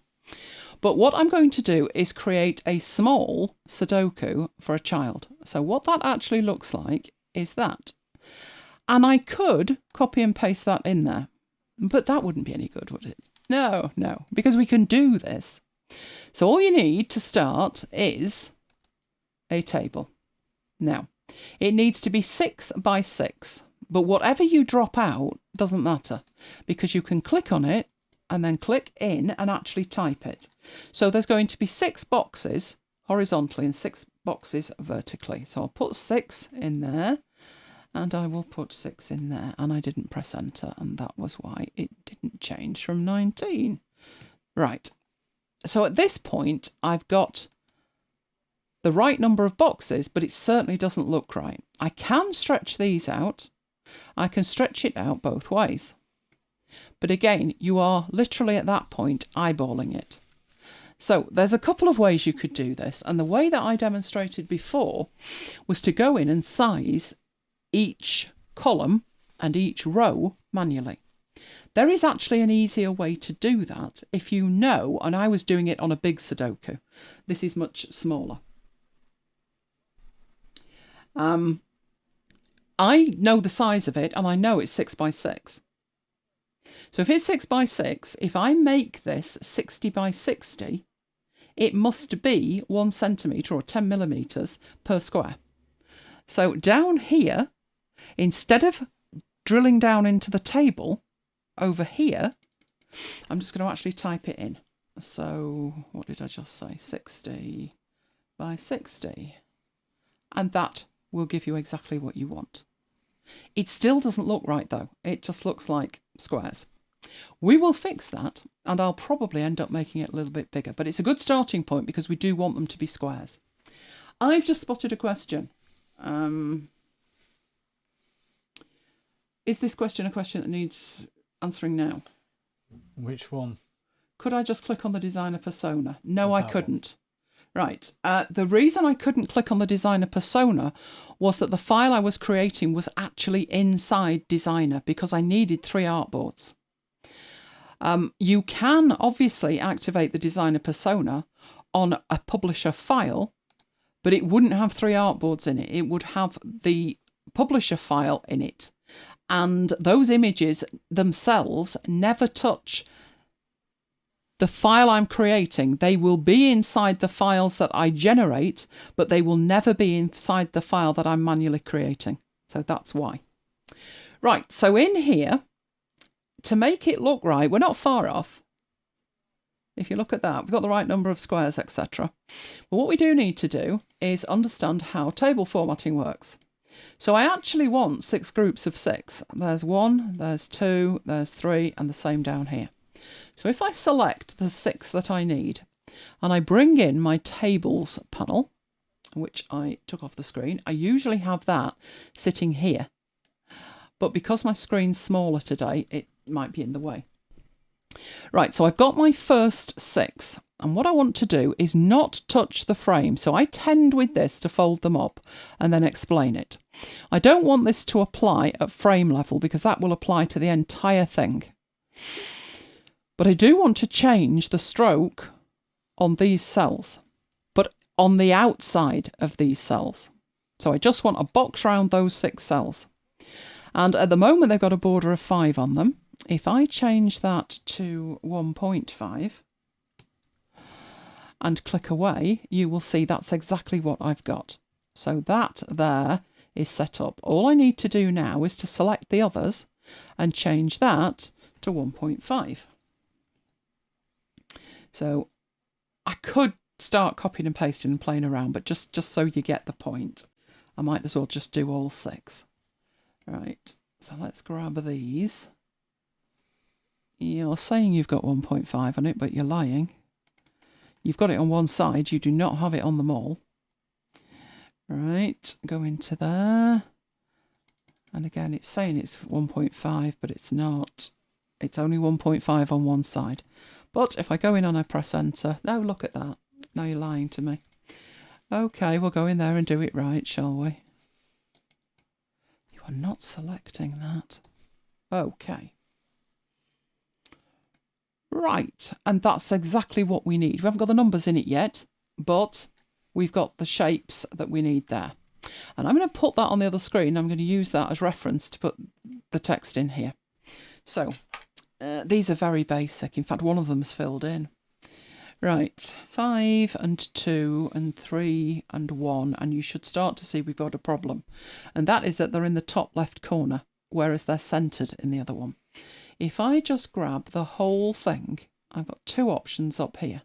That one puts them down to the middle, and in here, if I centre align them, they're in the right place. I would probably make them a bit bigger than that. At least 16, I would have thought.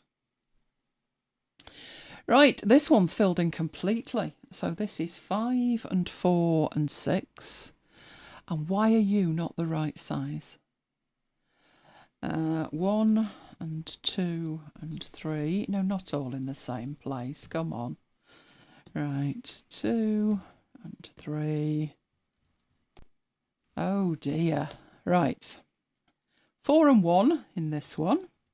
Aren't you glad I didn't do the big one? Right, 6 and 5. You should see the ones my mum used to do. They were that many numbers. Right, 6 and 1, 4 and 5 and 2.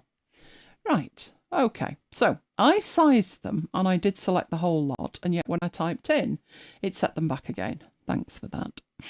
But what we should be doing with this is something else anyway, which is this looks about right. How about we make a style for it? Now at the moment, it has got a style. It is style body, table body. But I've changed it. So if I highlight this number 4 here, you can see at the top, Table Body Plus. Table Body Plus means you've made some changes to it. And I have. Because I centered it vertically and horizontally. And then this one up here, I changed the size of it as well. Right. Should I edit the table body style? There's a question. If I do, it will apply to all tables, and you can't really predict what that will do. One option is to make another style entirely. So that's where I would go with this. But before you start making styles, grab a pen or Apple Freeform and draw out your style tree. Because it's not just a case that you're making a baby Sudoku here. There's also going to be other puzzles, maybe like a word search. And in here, you're going to need the answers as well. So if you make a style, how do you differentiate that from the answers? Something to ponder. Right, so in this one, I will choose to make another style. I am making a paragraph style. You will notice, because I already have table body applied, it's suggested that I base this on table body. That is a great idea. So I'm going to call this Puzzle. It's a paragraph style, and it is previewing at the bottom what that looks like. So it's got an increased font size, and the alignment is different from table body. That's what you need to think about with that one. So that is Puzzle. When I create that, because I have this set to a hierarchy, Puzzle will appear underneath table body. Thus, instead of formatting it manually, I can go in there and apply Puzzle to it.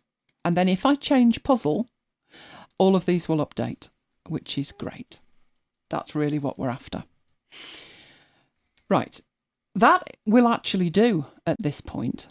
But you'll save yourself a ton of time if you take the time and do one more thing, which is Puzzle is based on table body.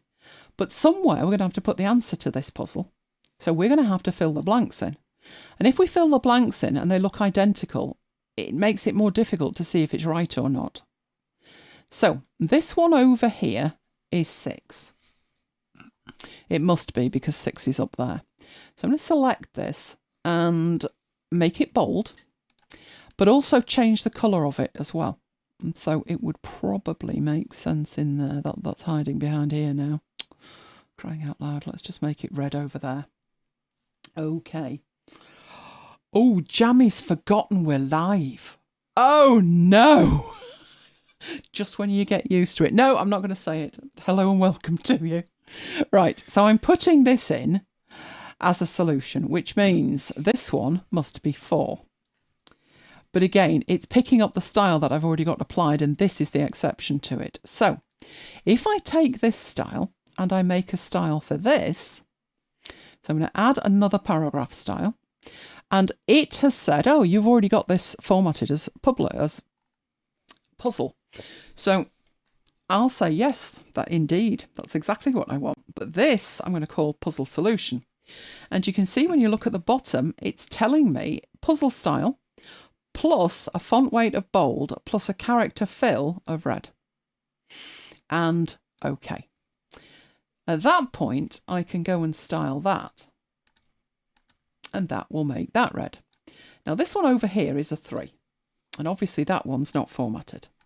But here's what else I can do. You can, in here, select multiple cells. They don't have to be next to each other. I'm holding the Command key down and I'm selecting all the cells that don't have a number in them. So Command key and click. Then make those the solution. Then go up here and put that in as a 3 and so forth. That would be a 2. And it automatically is going to take that. So this one here is a 5. Shall we see if I actually can manage to do this? Oh, come on, of course I can. How far wrong can I go? No, don't ask that. Right, that must be 6. That must be 5. That must be 4. Oh, the embarrassment if I go wrong here. One of these is a 1. That's a 1. One of these is a 2. That's a 2. That's a 4. That one over there is a 3. 2 more to go. That must be a 6. And what are you? 3. Awesome. So I've got those in there like that. Is that a good way to work? Well, it is and it isn't. It is, but it means that if I want the puzzle in one place and the solution in another, I'm going to have the solution separate from the puzzle. So there's actually a better way that you can go with that. We're getting advanced now, but I'm going to make a copy of that because this one's got the solution in it, right? This one, I don't particularly want to have the solution in it. So I'm going to go into here and I'm going to select everything that's formatted that way. So all of these and delete them. So we're back to having just the puzzle, and there's the solution. And you may think, well, I'll put the puzzle on one page and I'll put the solution on another. That's a reasonable way of working. But puzzles are something, if you're making a magazine, parish magazine or something, you can repurpose. No one remembers the puzzles after 6 months, so you could repurpose them. So what I do with them is put this one over the top of that one. And then in my layers, you can see I've got this and I've got this. This is the puzzle. And this is the solution. Then I'm going to group them together. And I would probably have some kind of reference number in here so I could track when I'd used it, but we'll just call it puzzle. Right. When I place that, I place the one thing on one page. So let's add it. We've got it on this page here. The reason that this is also useful to do it this way is if you grab this and you resize these, which you probably wouldn't because of the styles, but never mind, right? You're doing it to both of them at the same time. You don't have to keep anything in sync. They're going to keep themselves in sync. It'll be fabulous. Right, but that's what we want. We want the puzzle on this page. We want the solution maybe on the next page. So if I just take a copy of that and I put it on the next page, all I need to do is go back to the first one, go into the puzzle and turn the solution off. Do you know what? It gets even better than that. That's the advanced way that people would probably get to that point and stop. That isn't the only way to do this, though. Even better would be to make a symbol of it. What I do with it is this one, which is the finished one, I would add it to an asset panel somewhere. So do I have my demo assets? That'll do. Right, I would select it. I would go into here. I would add from selection. And I would create a range of puzzles and then I can just drag and drop them in and I never have to do this again. It will automatically come in and I'll be able to do what I want with it. And in here, if I think it would be best to not have the puzzle showing. I left the text in. That's why it's there. But you can toggle off either of these. Right, so it's that simple. The same principle applies to things like word searches and stuff. Right, I'm not going to waste your time or mine by creating half a dozen of these, but you can, in here, do as many as you would like. So let's line some up and see, have we got enough room? We do. We could put 3 like that and then duplicate the whole lot. So you would take the time and you would do this, but I'm going to show you different things.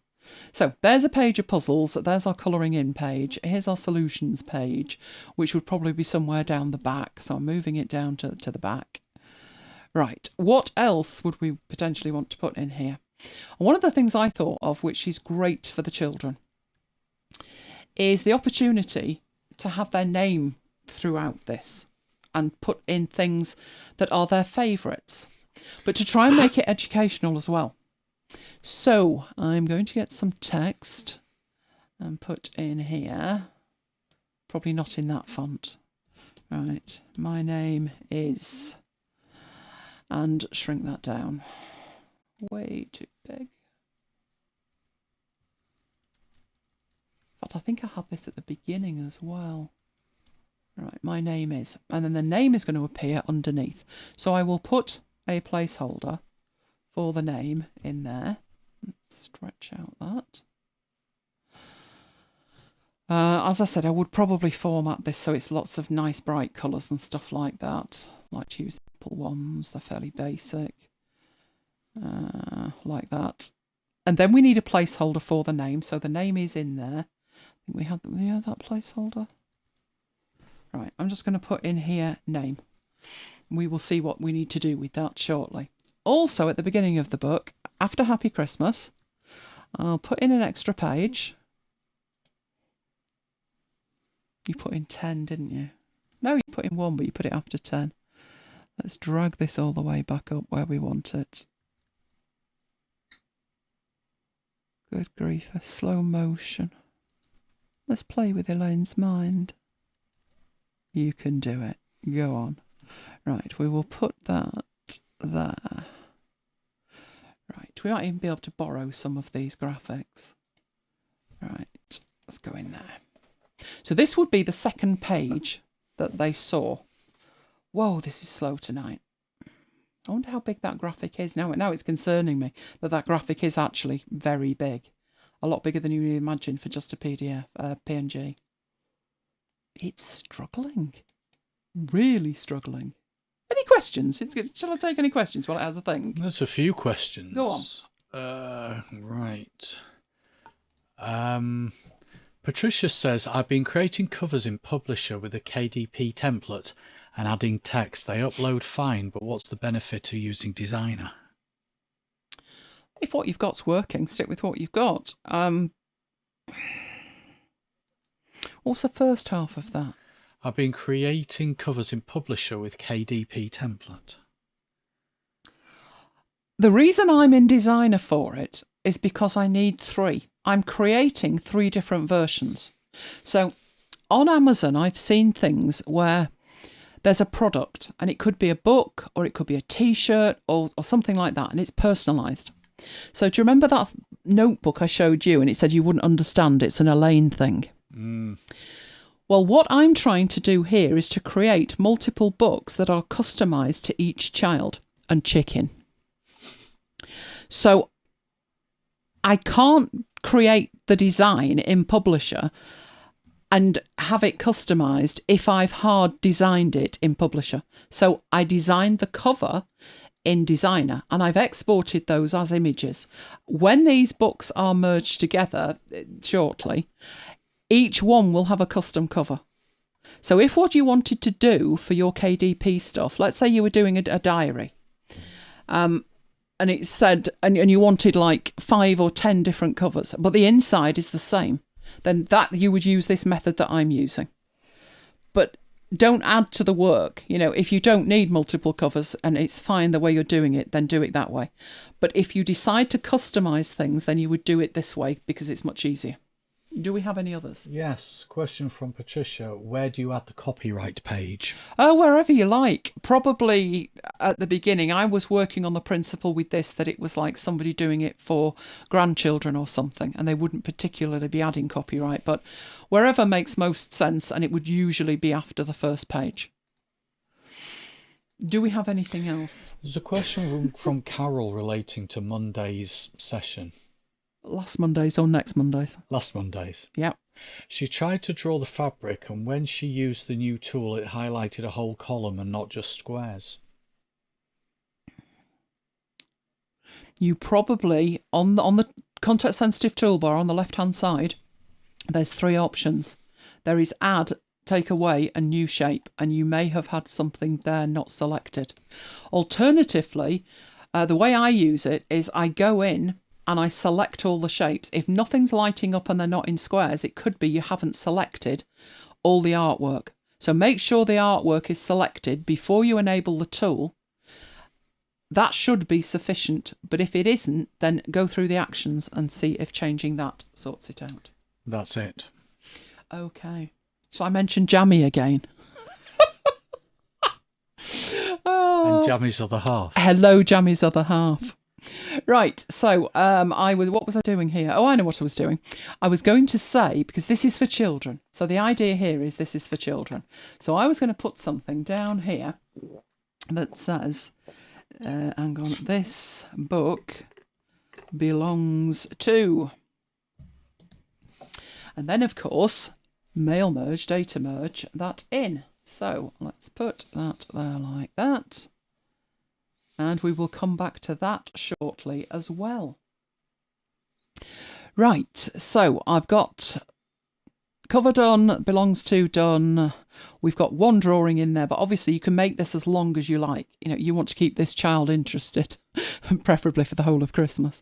You know, when I was a child, if you gave me a book, that was me sorted till Easter. I remember once spending my entire summer doing logic problems, ready for my grammar school entry test. When I finally went for my grammar school entry test 6 weeks later, I was in and out in 20 minutes. They thought I was stupid until they checked and I got 100%. I was bored. I wanted to go out. Right, so we've got my name is, which is pretty much, you know, very similar to the first option. This book belongs to. What else did I have? Oh, yes. Right. So in this one, shall we make it bigger? Let's choose one of these. Right. I was going to put in here, but not necessarily that big. And all I'm doing with this is putting a heading on there. Probably doesn't even need to be this big, but let's get some text that's a reasonable text. I want you to be able to read it. That's the thing. Right. My favourite colour is... Oh, now the ones in the States are going mad at this point. There's 2 U's in there, isn't there? Right. My favourite colour is... Now, the point... We didn't want that to happen. Right. The point with this is I'm then going to change this. So I've got a box that's separate down here. Now, watch. This is clever. I like this.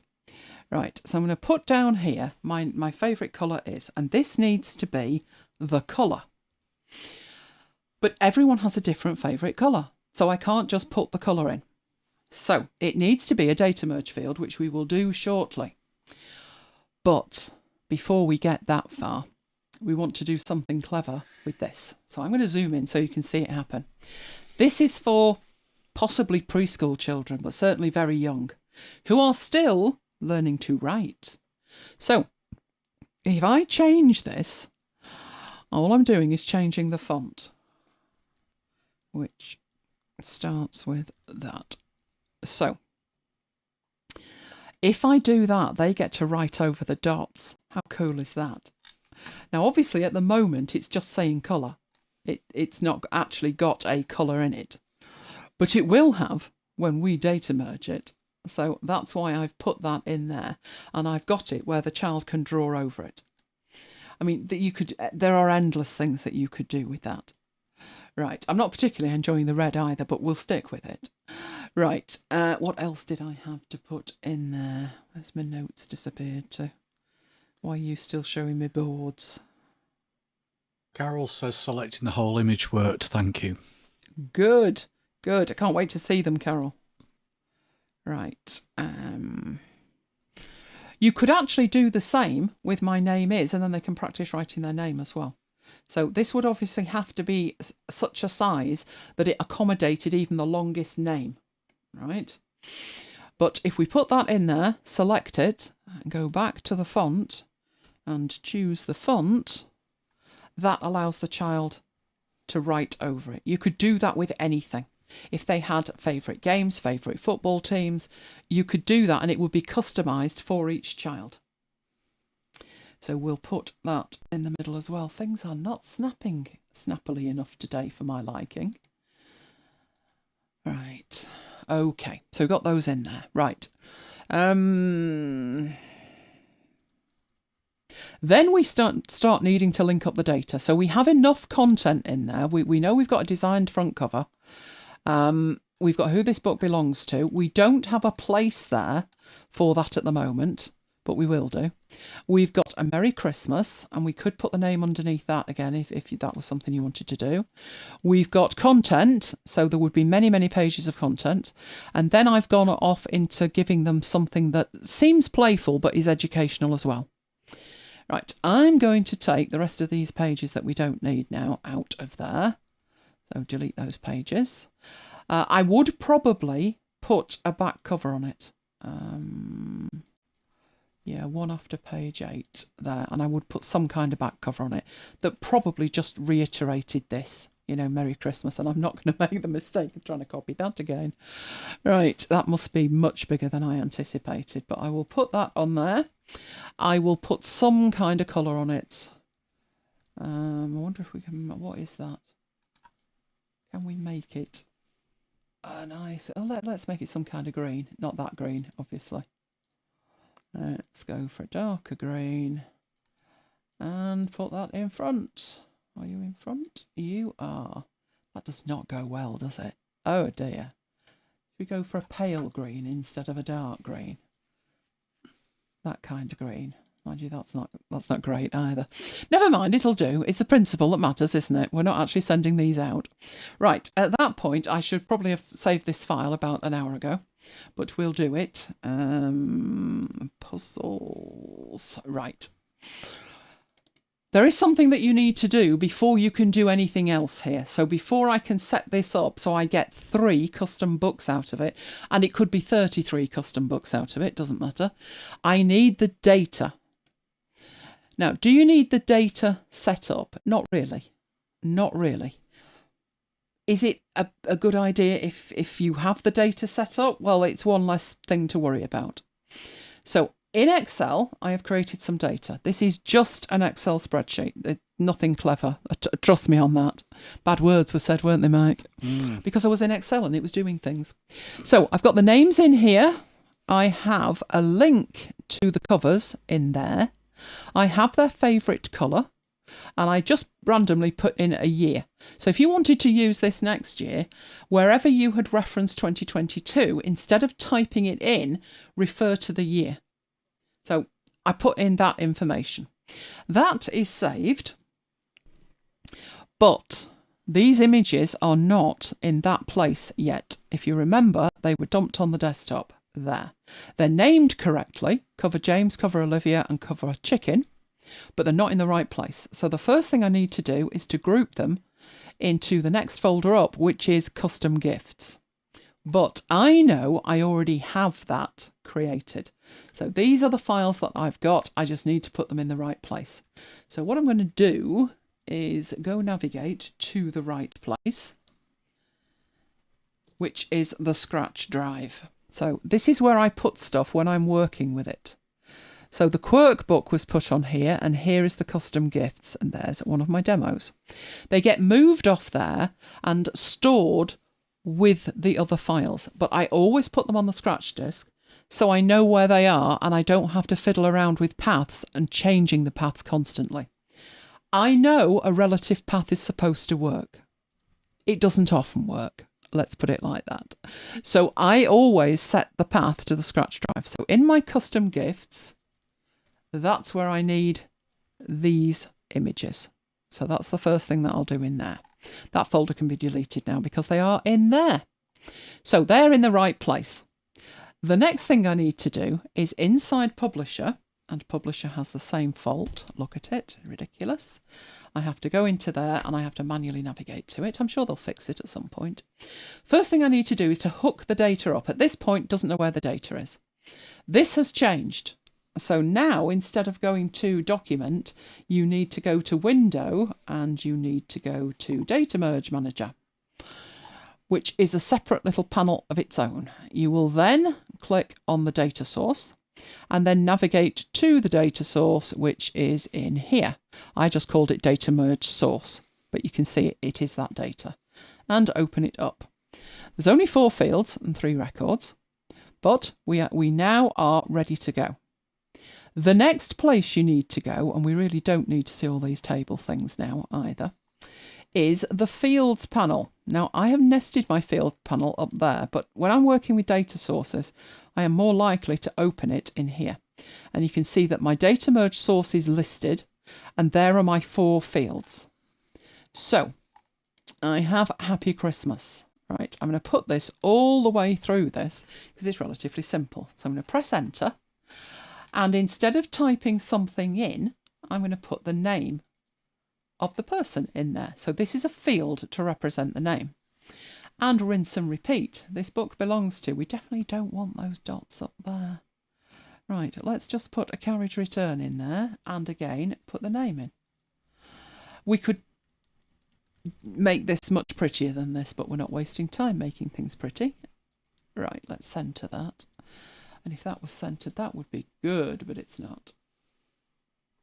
Right, that one didn't have anything on it, neither did those. We've got my name is, so this is identical. You're just going through it and doing the same thing, but because you've changed the font, it's completely changed how it's working and what it's giving you. Instead of it just being a boilerplate at the beginning, you know, like a book plate, this is my book. Now it's going to turn it into, not exactly a puzzle, but something for the child to do. So put the name in there. That will be automatically updated. As I did that, I noticed that isn't going to work properly. It's not centered. So I'm going to undo it and center it, and then put the name in it, and that will center it in there. Right, my favorite color is, well, there is a favorite color down here. So again, go into there, make sure it's centered, and replace the placeholder text, which is the word color, with favorite color. Does it matter that it's hanging off the end? No, because the favourite colours are purple, green and orange. And I can tell by the number of characters, I don't need to be concerned about that. But I did need to centre it. If I hadn't have centred it, it may be hanging off the page. Right, what else have we got? I think we're done, apart from the cover. So, up here, we had a placeholder for the cover. This was why we were in Designer, because we're not actually going to place any cover in here. We're going to point it to the cover from the data. So with this selected, I'll drag and drop the word cover, and my mouse is a bit iffy at the moment. I'll double click it instead.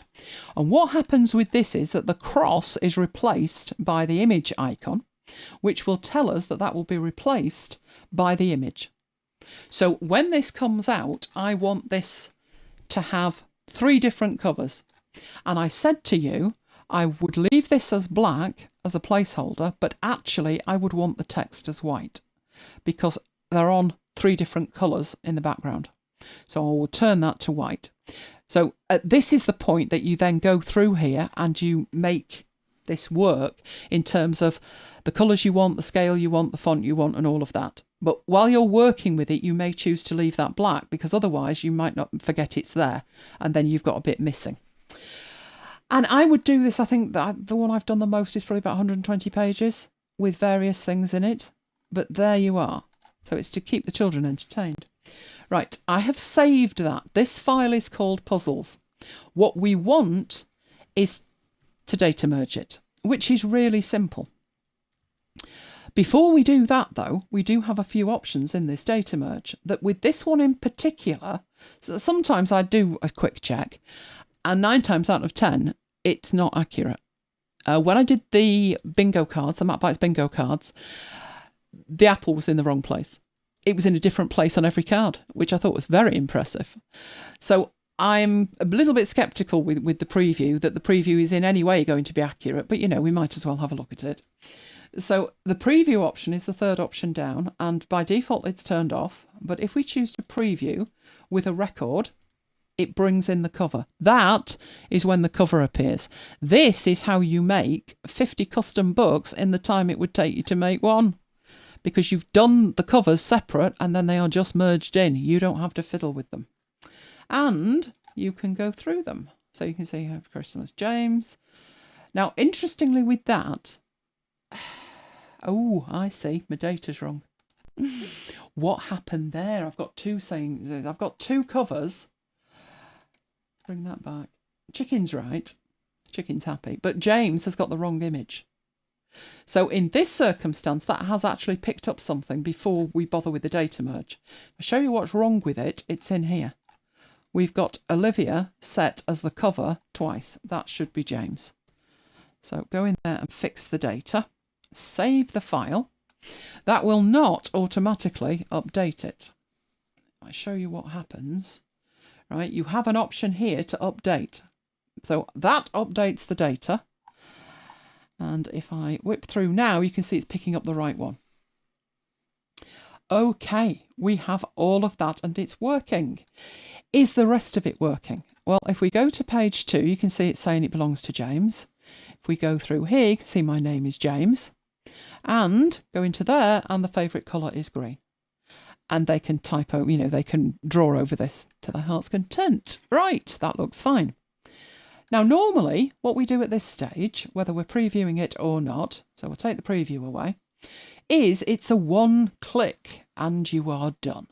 It's as simple as that. A one click and you're done. So if I hit generate, it will go away and it will make, yeah, we know all about that. Leave it alone. Sorry, I put that image in now. Right, it will generate what we need. So let me get this data merge out of the way and show you. So we have Olivia as the first one, which is correct. And the book belongs to Olivia. And her name is Olivia and her favourite colour is purple. Then you come on and there's James. And it belongs to James and so forth. All the way through to MacBites star chicken. When we, if you're not aware of what chicken is there for, I was demonstrating, was it the cameo feature on PowerPoint? It was. Where you do talking head. I don't do video. So I needed a stuntman and chicken was it. And chicken starred in the episode and he's been there ever since. So it belongs to chicken. I don't know how chicken is going to write chicken's name, but there you go. And chicken's favourite colour is orange. Now, what's the problem with this? Anybody see a problem with this so far? Could you even work out a problem, Mike? No. He's gone very quiet now. Now he's looking shifty, like, was I actually listening? I was listening. I was listening all about chicken. Right, okay. The issue you've got is that you've got one file and it's got the 3 books in it. Now, that may not be an issue for you. If you have the ability to extract a certain number of pages from a PDF, it's going to be no problem at all. So I'll show you that first and then I'll show you another way to do it. So at this point, we're going to export this, all the pages, PDF digital, because you may have put some links in it and they're going to be using this on an iPad. So we will export that. Against my better judgment, I'll stick it on the desktop. Right, this is books. It's all 3 of them. All right, so we'll stick it on the desktop. And it'll have a think about it with that huge image in it. Oh, Daniela likes the books. Are they going to be creating books now? Patience is quite right. It is all in one file. So here is our books thing all in one file. Now, I have Acrobat. If I open it in Acrobat, I'll be able to do all kinds of weird and wonderful things because it costs an arm and a leg. I wish it could compress as well as PDF Expert though, but that's a whole different story. But if you don't, you're going to need a cheap or free way to do it. So we had a play around with Acrobat Reader, didn't we? We did. We had high hopes. Sadly, it doesn't. When you come to export a few pages, it says upgrade to Pro. So that isn't going to work. We had a look at PDF Expert, and that works when it feels like it. So I said, I think I've got an app, and I'm sure it lets you do it. And that's Preview. So I think we did try it, didn't we? And it worked. So there's the back page of Olivia's book. So all I'm doing is opening a PDF in Preview and grabbing the first 9 pages, which is Olivia's book. And then I dragged and dropped it out. And it actually says dragged when you open it. And it's uploading it to iCloud as well at the same time. Come on, open it up. Right, now it's opened in Acrobat because that's my default. But if we open that and we look at the pages over here, we have 9 pages. So it is pretty quick to drag and drop them out. And it's stunning that it does it when Acrobat Reader doesn't and PDF Expert gets upset. So I'm impressed with that. All I then need to do is go to the next one, which is page 10 through to 18. Do the same with that. Hopefully it'll just add a 1 on the end or a 2. It has. And then go to the last one and drag those out. And you've got 3 separate books. Obviously that's okay with 3. It might not be quite so grand with 3,000 books. But, you know, you could automate Acrobat. And I think if you're doing this for a living, you would probably have Acrobat. That's one way to do it. There are a couple of other ways to do it. So I'm going to put these in here out of the way. They are our separated books. But what we have up there is that one original copy. So from the same output, if your Acrobat Reader doesn't do that, there is another way that you can do it, because it should be able to do this, which is I'm holding the Option key down and I am making 3 copies of it. I am then going to open that up in any Acrobat file, anything that can read an Acrobat file. So we'll do Preview first. Now open it up in there, and this time, instead of extracting the pages and creating the 3 books, I've already got the 3 books. All I need to do is delete 18 of the pages. So if I delete that, they've gone. That's Olivia's sorted out. And if I open this one, and I'm going for Preview because, you know, if you're on a Mac, it's free. Any other thing will work that can delete pages. So I take the first 9 and delete those. I then go to the end, take the last 9, which is up to chicken, delete those and save the file. And then take the last one and do that. It's not too bad, is it? In fact, in this one, I've just double clicked it so it'll open in here. So let's open it up in there. We want that page all the way down to Chicken's page. There's Chicken. So take those pages. No doubt it's a performance in here. Delete pages. Oh, you see what I mean? Select, yes, selected pages. Oh, are you sure? Just do it. Right. Save that, and there's Chicken's book. So there's 2 different ways to work when you have the separate, one single output that has all the books in it. We now have 1, 2, and 3. They've all got 9 pages, and they are the right ones. So you can see the front cover of each one of them, and they are correct. Is there another way to work? Yes, there is. So if we go back into Publisher, that is one way to do it. It's having a think about it. Oh, the Option key is amazing, Daniela. Try it everywhere. It does weird and wonderful things everywhere. Right, so we're back to the original file in here. The one, we've got 2 files open. We've got the puzzles file, which is the source file. So if I go to the front cover, you can see that's definitely the source file. It's the pre-merge file. And then we've got the merged file. Right, so the merged file is what you would save that would have your covers in it. All the covers are in there for you to create extra copies if that's what you want. I don't need the merge file at this point, but I'm going to save it because it's a demo and I'll need to know what I saved. So I'll call that merged, and then we can lose that file. Because what I'm going to do is go back to the original file. And if we look at the data merge panel, and I don't think I've ever had the need to do this before, but if you don't want to do the delete the pages dance or drag them out and create new files, which I think that way is the quickest, you do have an option in here when you're merging to decide whether you're merging everything or not. So at this point, you've got, this is the pages. Do you want to merge all the pages? And yes, we do. But you also have this filter at the top, and the 1 to 3 that it's making mention of is referring to the 3 records from your data source. So if you go to range and instead of saying 1 to 3, just say 1, that should merge that. And you can see here, preview with a record, and it goes back to 1 because you now only have 1. So if we generate that, it should use the first one. So let me get that out of the way, which is Olivia, which is correct. So we'll leave that file there, and there should be 9 pages. There you go.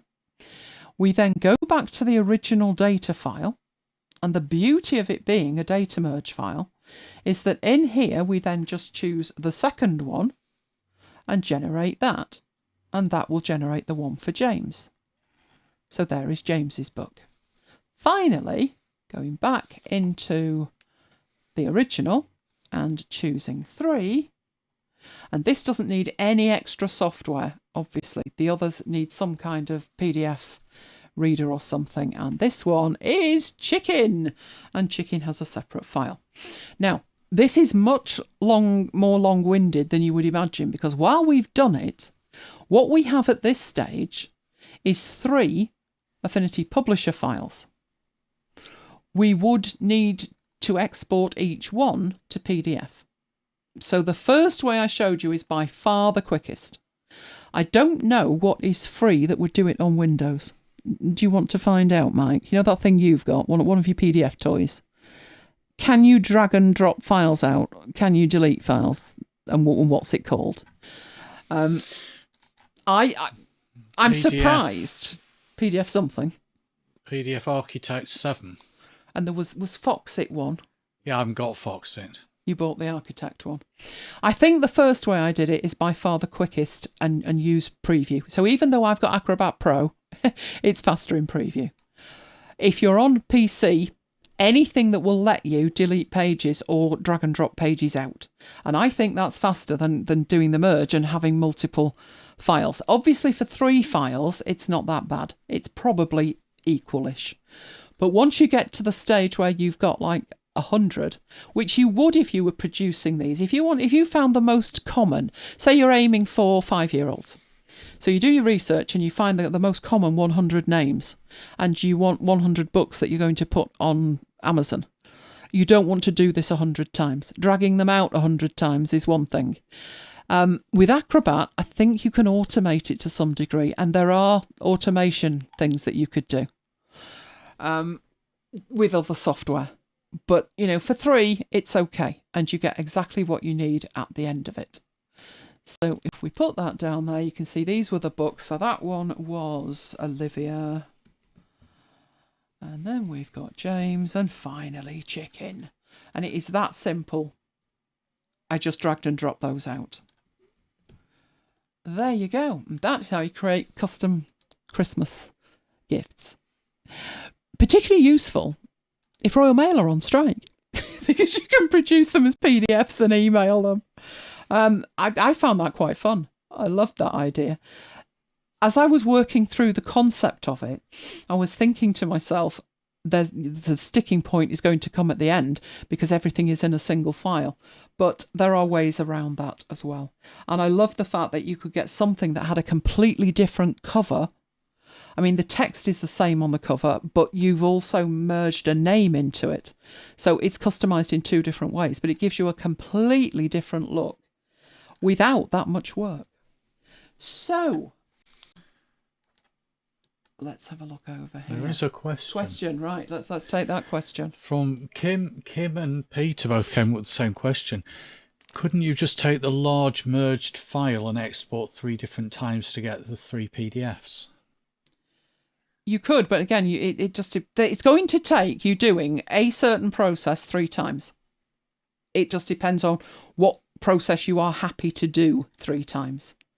I decided it was easier to get it out as a PDF and drag and drop out of Preview than it is to go through the process. I thought it took longer with Publisher, but that was just my experience with it.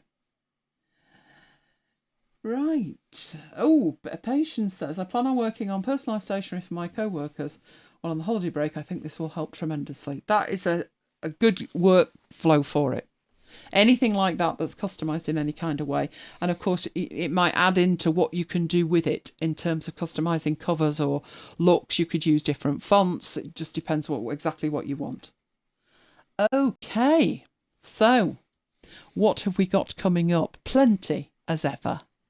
We have the MacBites Advent continues apace. What's today's? Oh, it's an Ocean Things, wasn't it? Which was bang on time. Monday we have Affinity Designer for iPad. We are on to number 4. 4 of our 6. Affinity Designer for iPad is Monday. Right, then we usually have, twas the night before Christmas, but this year it's the night before Christmas. It's the 23rd, Friday the 23rd. And then we've got the 30th, which is our New Year's party. Can't say fairer than that, can you? If you are unaware of the MacBites Advent Calendar, it is a freebie coming to you every single day from now till Christmas. And it's nice to see these filling up, isn't it, Mike? Now, once we got past the halfway mark, it was like, yay! So we are up to day 16 today. 17 will be with you tomorrow. I think I'm down for 17 and you're down for 18. And of course, needless to say, Mike's ahead of himself, isn't he always? So we have got this on the 19th, as I've said. So 19th of September is December. For me, it's still March 2020. This is why I'm confused. No, it's Monday. It's Monday at 9 o'clock. That's 9 o'clock UK time. It is 1 p.m. in Seattle, because I know everybody's in Seattle, aren't they? West Coast, it's 1 p.m.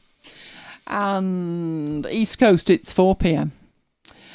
Right, we've also got to find dates for our Affinity Photo Deep Dive and the Affinity Photo for iPad Deep Dive. So dates for those coming shortly. But next week's show is our Christmas show. Oh, it'll be good. Do you know what I saw this week? What? After we discussed last week that there was a book, the Christmas Carol book, that basically had everything on our slide there apart from Wolfie.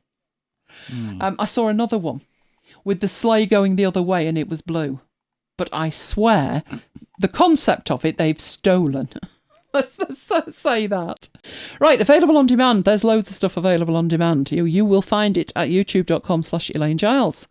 First of all is last week's session on Designer 2. And prior to that, we had the Affinity Publisher 2 session. And our very first look at Publisher 2 for iPad. They are all available on demand, as are all of the After Hours sessions, going back to November 2018. Scary. You will find that at macbites.co.uk/After Hours playlist. Eventually, there will be a MacBites. If I keep saying it, it'll happen. And when it does, it'll be on MacBites FM. I swear it was the gas man. He totally put me off. He broke my stride, and I need to get my stride back. We love you. If you love us, give us a like, because it really does make a difference with YouTube. And there is my list at elainegiles.com/VIP. And there is MacBites at macbites.co.uk/MacBites-mail. It's the MacBites one that has the Advent stuff, not mine. And we are on Slack. On Slack is where we carry on the conversation. It is free to join, so do feel free to join us. macbites.co.uk/Slack. Do we have any questions? We do. Oh, good. Right. We have 2 questions. One's from Daniela. Mm-hmm. Guys, I saw you had a book, but it's kind of outdated. Oh, that was episode 64 from 2012. Yes, we're working on updating that. One day it'll happen. And the other question is also from Daniela, and it is, do you have any tutorials regarding Pixelmator by any chance? Oh, there's a funny story with that. I do. I have an entire deep dive that we did. And it was when they released Pixelmator Pro. So are you talking Pixelmator or are you talking Pixelmator Pro? This was 2017. It demanded that much computing power. Do you remember? I had the wrong operating system, and then when I fixed that, the machine was too old. I think Graham was in the same boat. It was ridiculous. Because there was nothing wrong with the machines. Nothing wrong with the OS either till I updated. So I had to play around so I could even buy it. Then I did the live session on it, and people loved it. I think it's had about 200,000 views. But that was the one where people moan. I mean, people moan most of the time, to be honest. But they were moaning because we were having a chat at the beginning while we waited for everybody to get in. So I thought, well, I'll edit it. YouTube said I can edit it. So I cut the beginning off. I lost the chat at the beginning. And then I cut the end. And the thing was, that would have been fine. Only YouTube lost the first 15 minutes. So there is something up there. But the first 15 minutes are missing. It's amazing how many people haven't noticed that. and are giving it likes. But I do have on my list that I will be looking at Pixelmator Pro. So is it Pro or is it the standard one? She said Pro. Yes, there's been some fantastic updates to that. What they've done with templates is nothing short of genius. And they have literally, in the last week, I think, added the ability to edit video. So if you want to colour correct your video, you can actually do that in Pixelmator Pro, which is amazing. So it's on my list. It's on my list with the last two of the Planner Page series, which was teachers and students. But I had to stop that because then they would bring out version 2 and there was no point doing it in version 1, was there? Because then people would say, I want to see it in version 2. So I left it so I could do it in version 2. So we need to get photo and photo for iPad out of the way. Then we've got the Planner Pages, and then we will probably have Pixelmator Pro. And then we'll probably be back to all things that we can do in Affinity, I would suspect. Tracy wants more in the way of templates from Serif. I'm surprised there aren't more templates that you can buy. I don't think Serif anymore are in the market to create that kind of stuff. Many years ago, gosh, it was mid-90s, I think. I remember going on holiday, and it was after I'd walked out on one of my jobs. Yes, another one, Mike. Oh, I was articled and I left. I walked out. Which wasn't unusual for me, but we went on holiday. I think the holiday was unrelated to the walkout, but you never know. And while I was there, Royal Mail weren't on strike. There's a difference. And I got this message that something was on the way. And I'm like, well, I haven't ordered anything. So what is it? You know, mid-90s, Amazon didn't even exist. And it turned out, when I got in touch with a number and stuff, it was Serif. And I was a Serif user, and they just randomly sent you gifts. So they were sending me like 3,000 stock images on a CD. There was a huge box set of stuff that they were sending me, and they said, oh, and I'm like, but I didn't order anything. And they said, no, it's just something we do every month. We like randomly pick some customers and send out these assets. But these assets were something that they sold, and they don't do that anymore. So it's something they could certainly add, and they could sell it through their store, but it isn't something that they're doing. And now I've seen what Pixelmator have done with their templates. They would be pretty poor anyway, wouldn't they, by comparison? But do you mean, when you say templates, do you mean with content, like a starting point, like you would get on Canva? Or do you mean the kind of stuff that Pixelmator have done? Because that's amazing, where you can change the lighting and the colours and stuff. What type of templates do you mean? Because I'm not seeing them coming anytime soon, unless they're from a third party. Right, what else have we got, Mike? Patricia says, have you done the file computer organisation system you use? I am floundering lately with how to organise files. Yes, that was a look at Para. And have we got a date that I did that? It's about 2-3 weeks ago, I think. I did a session on it, and then I did a follow-up where I looked at a couple of extra places that I put Para, which was in the browser and somewhere else. So I'm reckoning it must have been 170. I'm just going to try and have a look for it. Let's have a look on 170. Content items. Yeah, 170. Show 170. It 170, was. I'll put the link in the chat. Yeah, so it started in 170 and the follow-up was in 171. We did look at GTD, but that was a while ago. I mean, we could probably let me know what issues you're having, and then we can see how we could address those issues. Because I think if you've started doing it, I'd be surprised if it's giving you a problem, because it's totally logical for me how Para works. And I was a folder freak before that. It's like everything had a folder. But Para, it didn't make any sense to me until I started it. And I thought, look, just Para one folder and be done with it. And when I did, it was like, oh my, I didn't expect it to work as well as it did. And now everything is para'd and sub-para'd. A sub-para would be where I've got something that's such a big area, it needs a para system of its own. Which I don't do that much, but Mike does, and then he drills down 14 levels, don't you? Mm. And I giggle.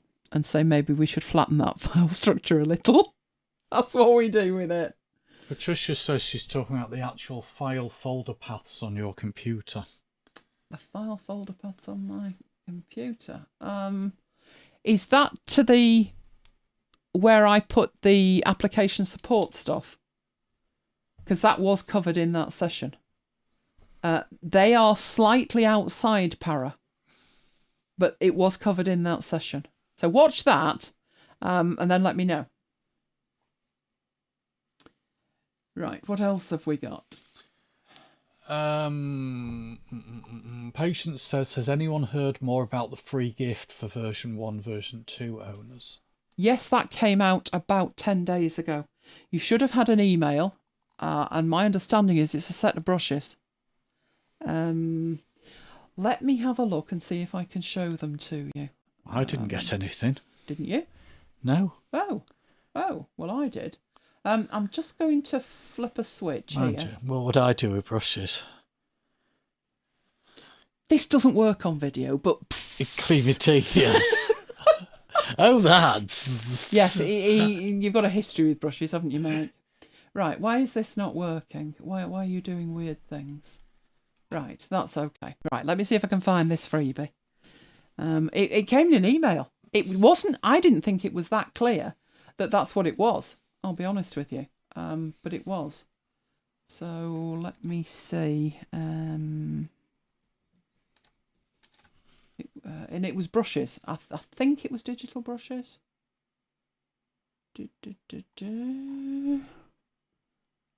There it is.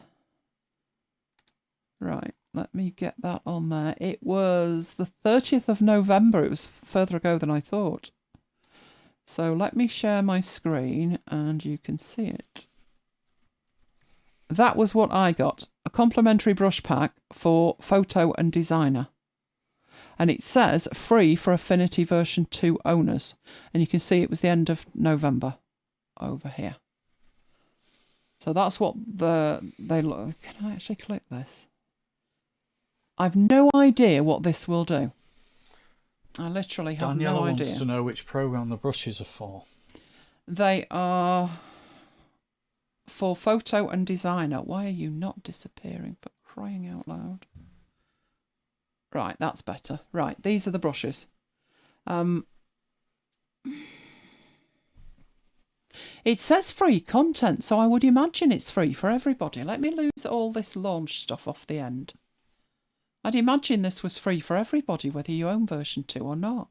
Although they'd know because you need to be logged in to buy it.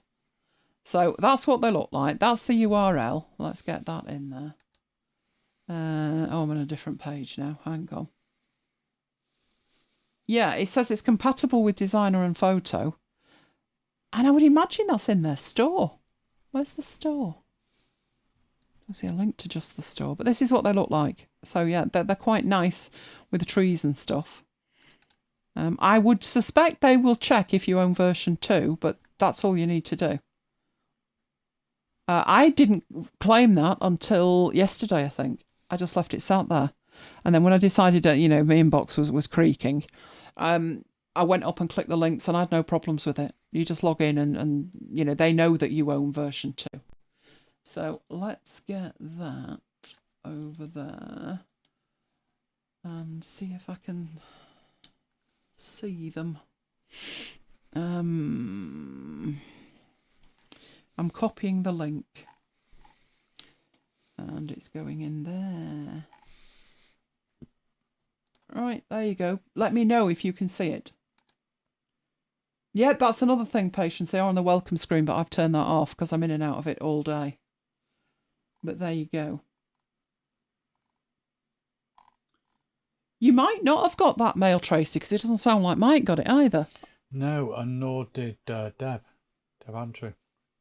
Well, I'm thinking it could depend. It shouldn't, because you need to register your purchase, don't you? So you either buy direct from them and they know about it, or you buy it via the App Store and all of that business, but you have to link your App Store ID with your Affinity ID, so they should know. But it is quite conceivable that you didn't get a mail. I was surprised when I did.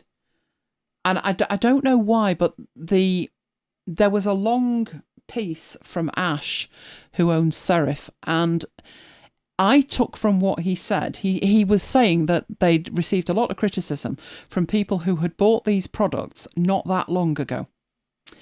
And they were making more fuss of the fact that they'd only paid for it whenever, a month ago, 2 months ago, or whatever. So people like me who bought it 7 years ago, I'm not worried about paying for it. But these people were. And he said that one suggestion had been that they got some freebies. And he said, that's a great idea, we'll sort it out. And the way it kind of implied to me that there would be quite a nice bundle of freebies. So like Tracy was talking about templates, that would have been nice. But like odd brushes for stuff. There's nothing that they've given you for publisher. That would have been nice. But it's only for designer and photo. I was expecting something a little bit more than one set of brushes, but I wasn't bothered in the first place. So I don't really mind. It's not a criticism of them. It's just from what he said, I was expecting something a little bit more wrapped up with a bow on top. But the fact that they've given you anything, because I really, the price that it is for the universal license and stuff, I wouldn't have been complaining if I'd have bought it 6 months ago. I really wouldn't.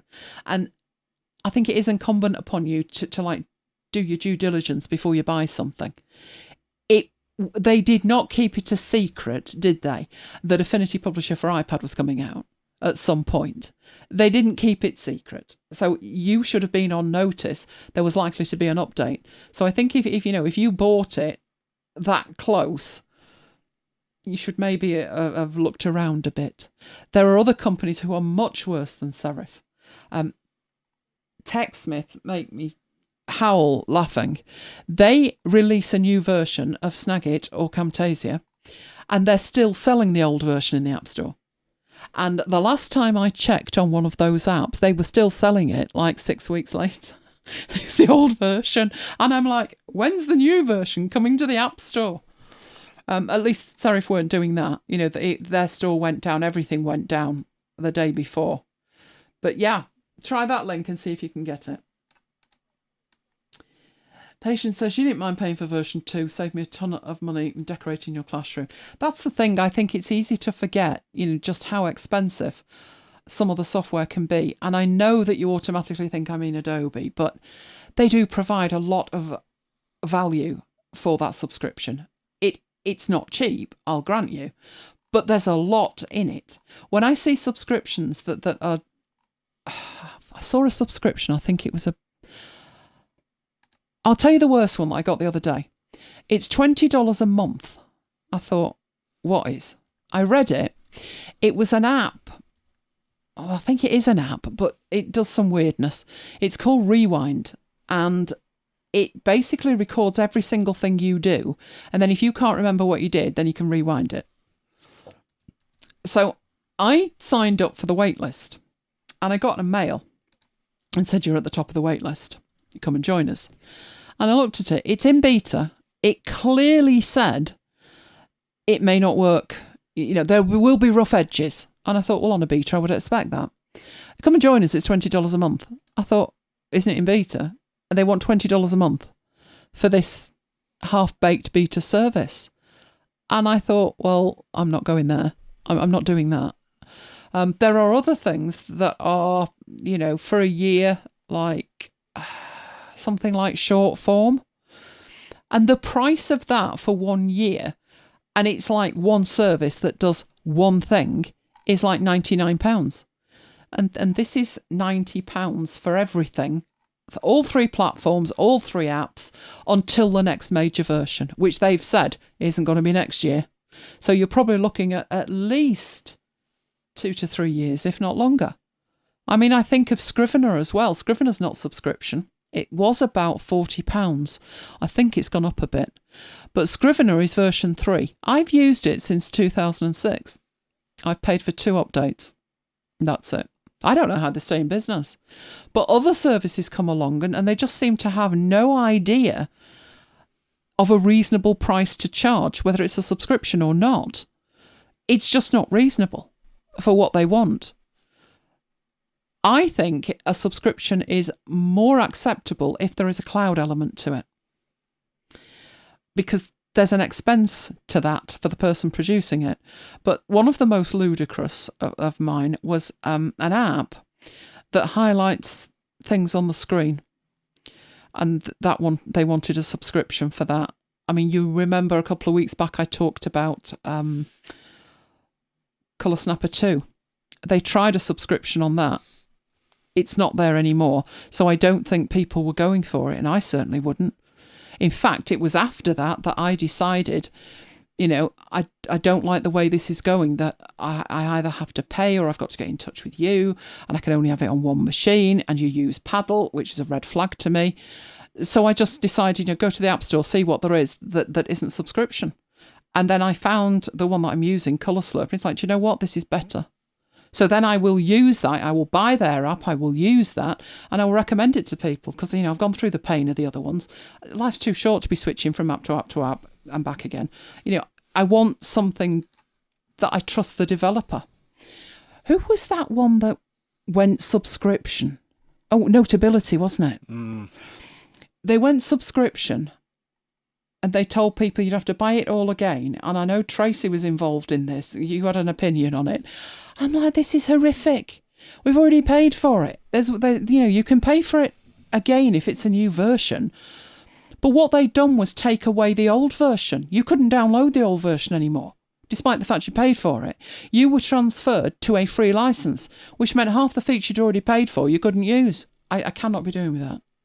That kind of malarkey. And of course, 2 weeks later, we're very sorry, we made a mistake. We're going to grandfather you on this and blah, blah, blah. And I thought, it's too late, I'm gone. You've got no integrity. The time to think about what to do and make your decision is before you announce it, not after. It feels as though you're going to announce it, and as long as nobody kicks up a fuss, that's what you'll stick with. Who was the other one that did? Spark. Spark 3 came out.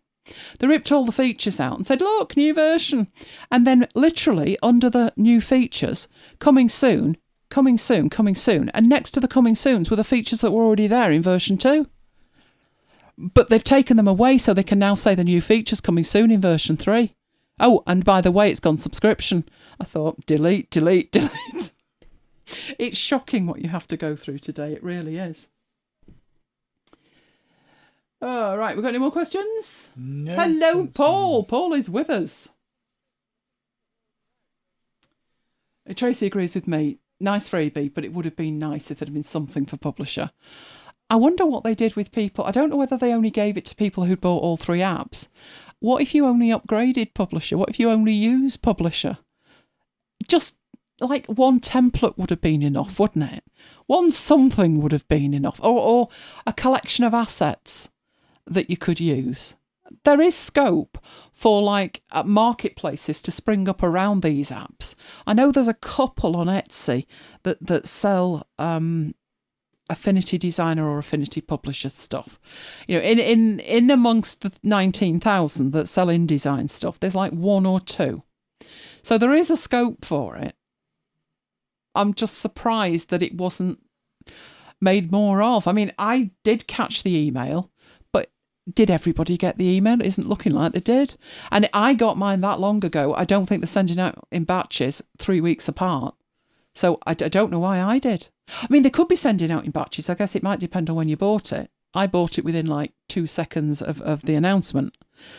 But even so, I think 3 weeks later, they should have accommodated everybody. They might be leaving it until the end of the offer in January. But still very, very bizarre. But if you have bought it, if you use that link that I put in, you should be able to download it because they know you've bought it. It's on your account. Okay, what have we got there? Wow. Daniela says, I had Capture One. I stopped using it, $189 per year. This is the thing. They seem to price these things in a bubble. They don't compare their content to other people's or their product to other people's. And to me, the standard that I would compare something to isn't Adobe. Adobe are in a different marketplace entirely. It just happened that Photoshop was something that a lot of people used.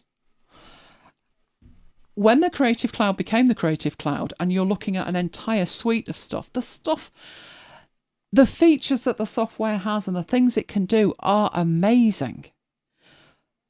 But people look at the price tag and that's, I only want Photoshop. Well, you can get only Photoshop if you want it, but then they feel they're missing out on something else. But I don't use that as the standard. To me, Office is nearer the standard. I'm quite happy to pay for Office when it's around the £50 mark for a year. And the thing with that is they're giving you 6 terabytes of online storage with it.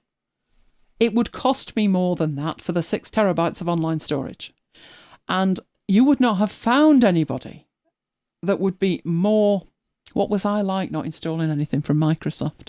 I wanted to watch a video once and he needed Silverlight, so I wouldn't watch it on principle. But once they put the 365 thing together, I was quite happy to buy it. And I mean, Excel gets use every now and then because obviously it's a better data source. You're a real fangirl. I'm not putting anything from Microsoft I on was my a zealot, Mac. wasn't I? I would put nothing went from Microsoft went near my Mac. But it just shows you, once Bulmer had gone, and what's his name? Nutella. Santino. No, he's the other fella, isn't he? Nutella. Once he came in, he had a much better idea as to what people wanted. You got to remember, back when he took over, there was no Office for iPad. When they brought Office for iPad out, they reimagined the interface for the iPad. It was brilliant. It really was very, very good. So what they provide for the money that they charge, and I appreciate they've got economies of scale. But it's not Adobe that annoys me. It's not Microsoft that annoy me. It's companies who've got like one little thing and they want to charge you £300 a year and they believe it's worth it. There's believing in yourself and there's being deluded, and you are falling into the deluded category. You maybe would be able to do that down the line, but you want $20 a month for something that's in beta that you admit doesn't work. Another one was a notes app. And this notes app was called Scrintl, and it was more visual than any notes app I was using, including Notion. So Scrintl, you have like index cards and you push them around a canvas. And I am a visual person and I do like that idea. And I looked at it and I thought, don't go down that rabbit hole. But every time there was an article about Scrintl, I had a look at it. And I signed up to the wait list. And then I got this mail and it said you're at the top of the wait list. I thought, I shouldn't. Yeah, I've got Obsidian. I should stick with it. I shouldn't, but I'll have a look at it. And when I read the mail, that would be $60. Thank you very much. And I thought, you want me to pay $60 to beta test your app? Because I hadn't even seen it at that point. There is no access to this thing unless you pay the $60. And I have to look at that in comparison. What they're probably thinking is, $60, that's nothing. Adobe charge you 50 odd a month. Yes, but have you seen what you get for that? This is one app. Can I just put... They're comparing themselves one way and I compare them another. I say, have you seen Obsidian? It's totally free. How can you justify that when theirs is totally free? You're not even giving me a free trial. So software's become like the Wild West. It really has. Luckily, the canvas has now arrived in Obsidian and it proves that I was right not to give them $60. Really need that Obsidian session, don't we? Seeing as though I'm in love with it. Do we have any more questions? Because I'm missing some stuff here. No. Daniela says, one company got plenty of its apps, Topaz. They have one great thing. The app is yours. It's always yours. That's when it's good, isn't it? When stuff like that, you can carry on using it or whatever. But there's so many different licensing systems now as well. It's not just there's a price. There's one with a price and this one's got an annual subscription and this one's got a subscription. Well, they don't call it a subscription. You've got an 18-month license and at the end of it you need to buy another one. Or you can carry on using what you've got. And it becomes so complicated. A bill comes in for something and you think, is that something I'm renewing or not? Everything is just so much more complicated than it needs to be, which was why when they brought out the universal license, it was like you couldn't make it easier. Even if you think you only want 2 apps on one platform, it's actually probably cheaper to get the lot. and be done with it. And it makes their life easier as well, because there must have been people, I saw questions day after day after day. I've got the Mac version and I've just switched to Windows. Do I need to pay again? Do I need to pay for the iPad version? At least if you've got this universal license, you just pay for it. That's it. You don't need to ask any questions, and they don't need to waste time paying people to answer your questions, because there's no question. You've just got it. That's it. That is genius. I mean, that was one thing that came with the Creative Cloud, because I had the Windows version. I actually had bought and paid for the Windows version. Apart from the one I won in that competition, which was another long story and hysterical. But I had the full suite. And then I moved to a Mac, and, I had all my apps that I wanted to use, and they're all on Windows. And because it was a box product, the installation discs were there, but they didn't give you the Mac version with it. That was in a different box. And I remember waiting. I thought, I'll get the Mac version when the new version comes out. With Creative Cloud, you wouldn't need to do that. You would not need to play around like that. So when the new version came out, I thought, surely it's a cross-grade upgrade. That should be simple enough. No. I ended up on the phone with Adobe HQ in the UK. Oh, this is a situation we've never encountered.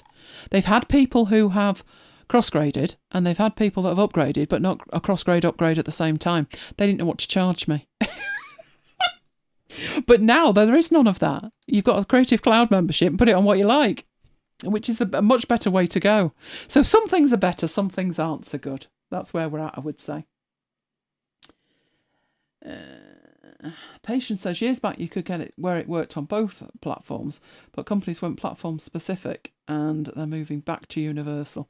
I think they should do, because you're right, at one point it looked like the Mac would die.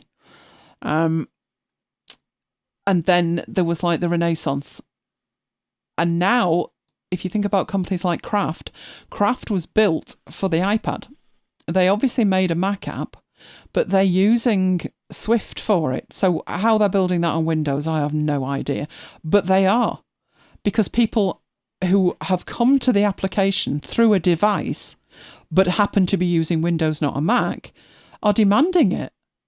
They enjoy using it so much on the iPad, they want it on the desktop. Weren't you taking your iPad in to access your Obsidian notes? And I said, you do realise there's a Windows version, and you didn't. I think you're accessing your notes on an iPad, and I said there's a Windows version. Yeah. Is there? Not a clue. Oh. Right, okay then, we will head off and have something to eat. So last call for questions. Other than that, I will see you on Monday night. Peter's put a question in the chat. Okay, didn't see the question. Brushes. Where is it? Second one from the bottom. It says they're free for all users. I don't know, Peter. If I read the mail, right, this is what the mail said. And I'm wondering why I seem to be the only one who's got it. But it says, let your imagination run wild with the Dreamography brush pack, specially curated add-on for Affinity featuring 88 raster brushes, blah, blah, blah, blah, blah. As an Affinity owner of version 2, you can claim your brushes right now free of charge. And then underneath, there's a link to a video. The guy who made the brushes did a demo on YouTube. And then underneath that, it says, don't forget all of the individual apps and the version 2 universal license are still 40% off until the 14th of December. If you haven't already, head over and get them today. So I honestly don't know. I took that they were, because at the top of it, let me just share my screen and show you the bit at the top. Right. It was that bit up there that made me think it was the version 2 thing. It says free for Affinity version 2 owners.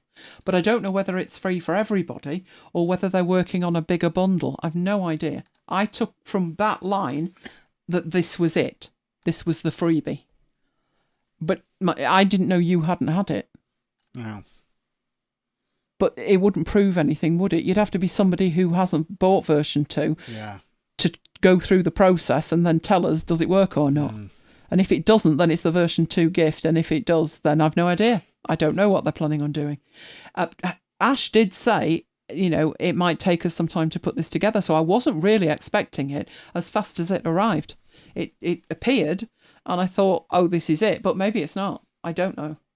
I really don't know. Okay, I can't see the chat when I do that. So I need to go into there to see the chat.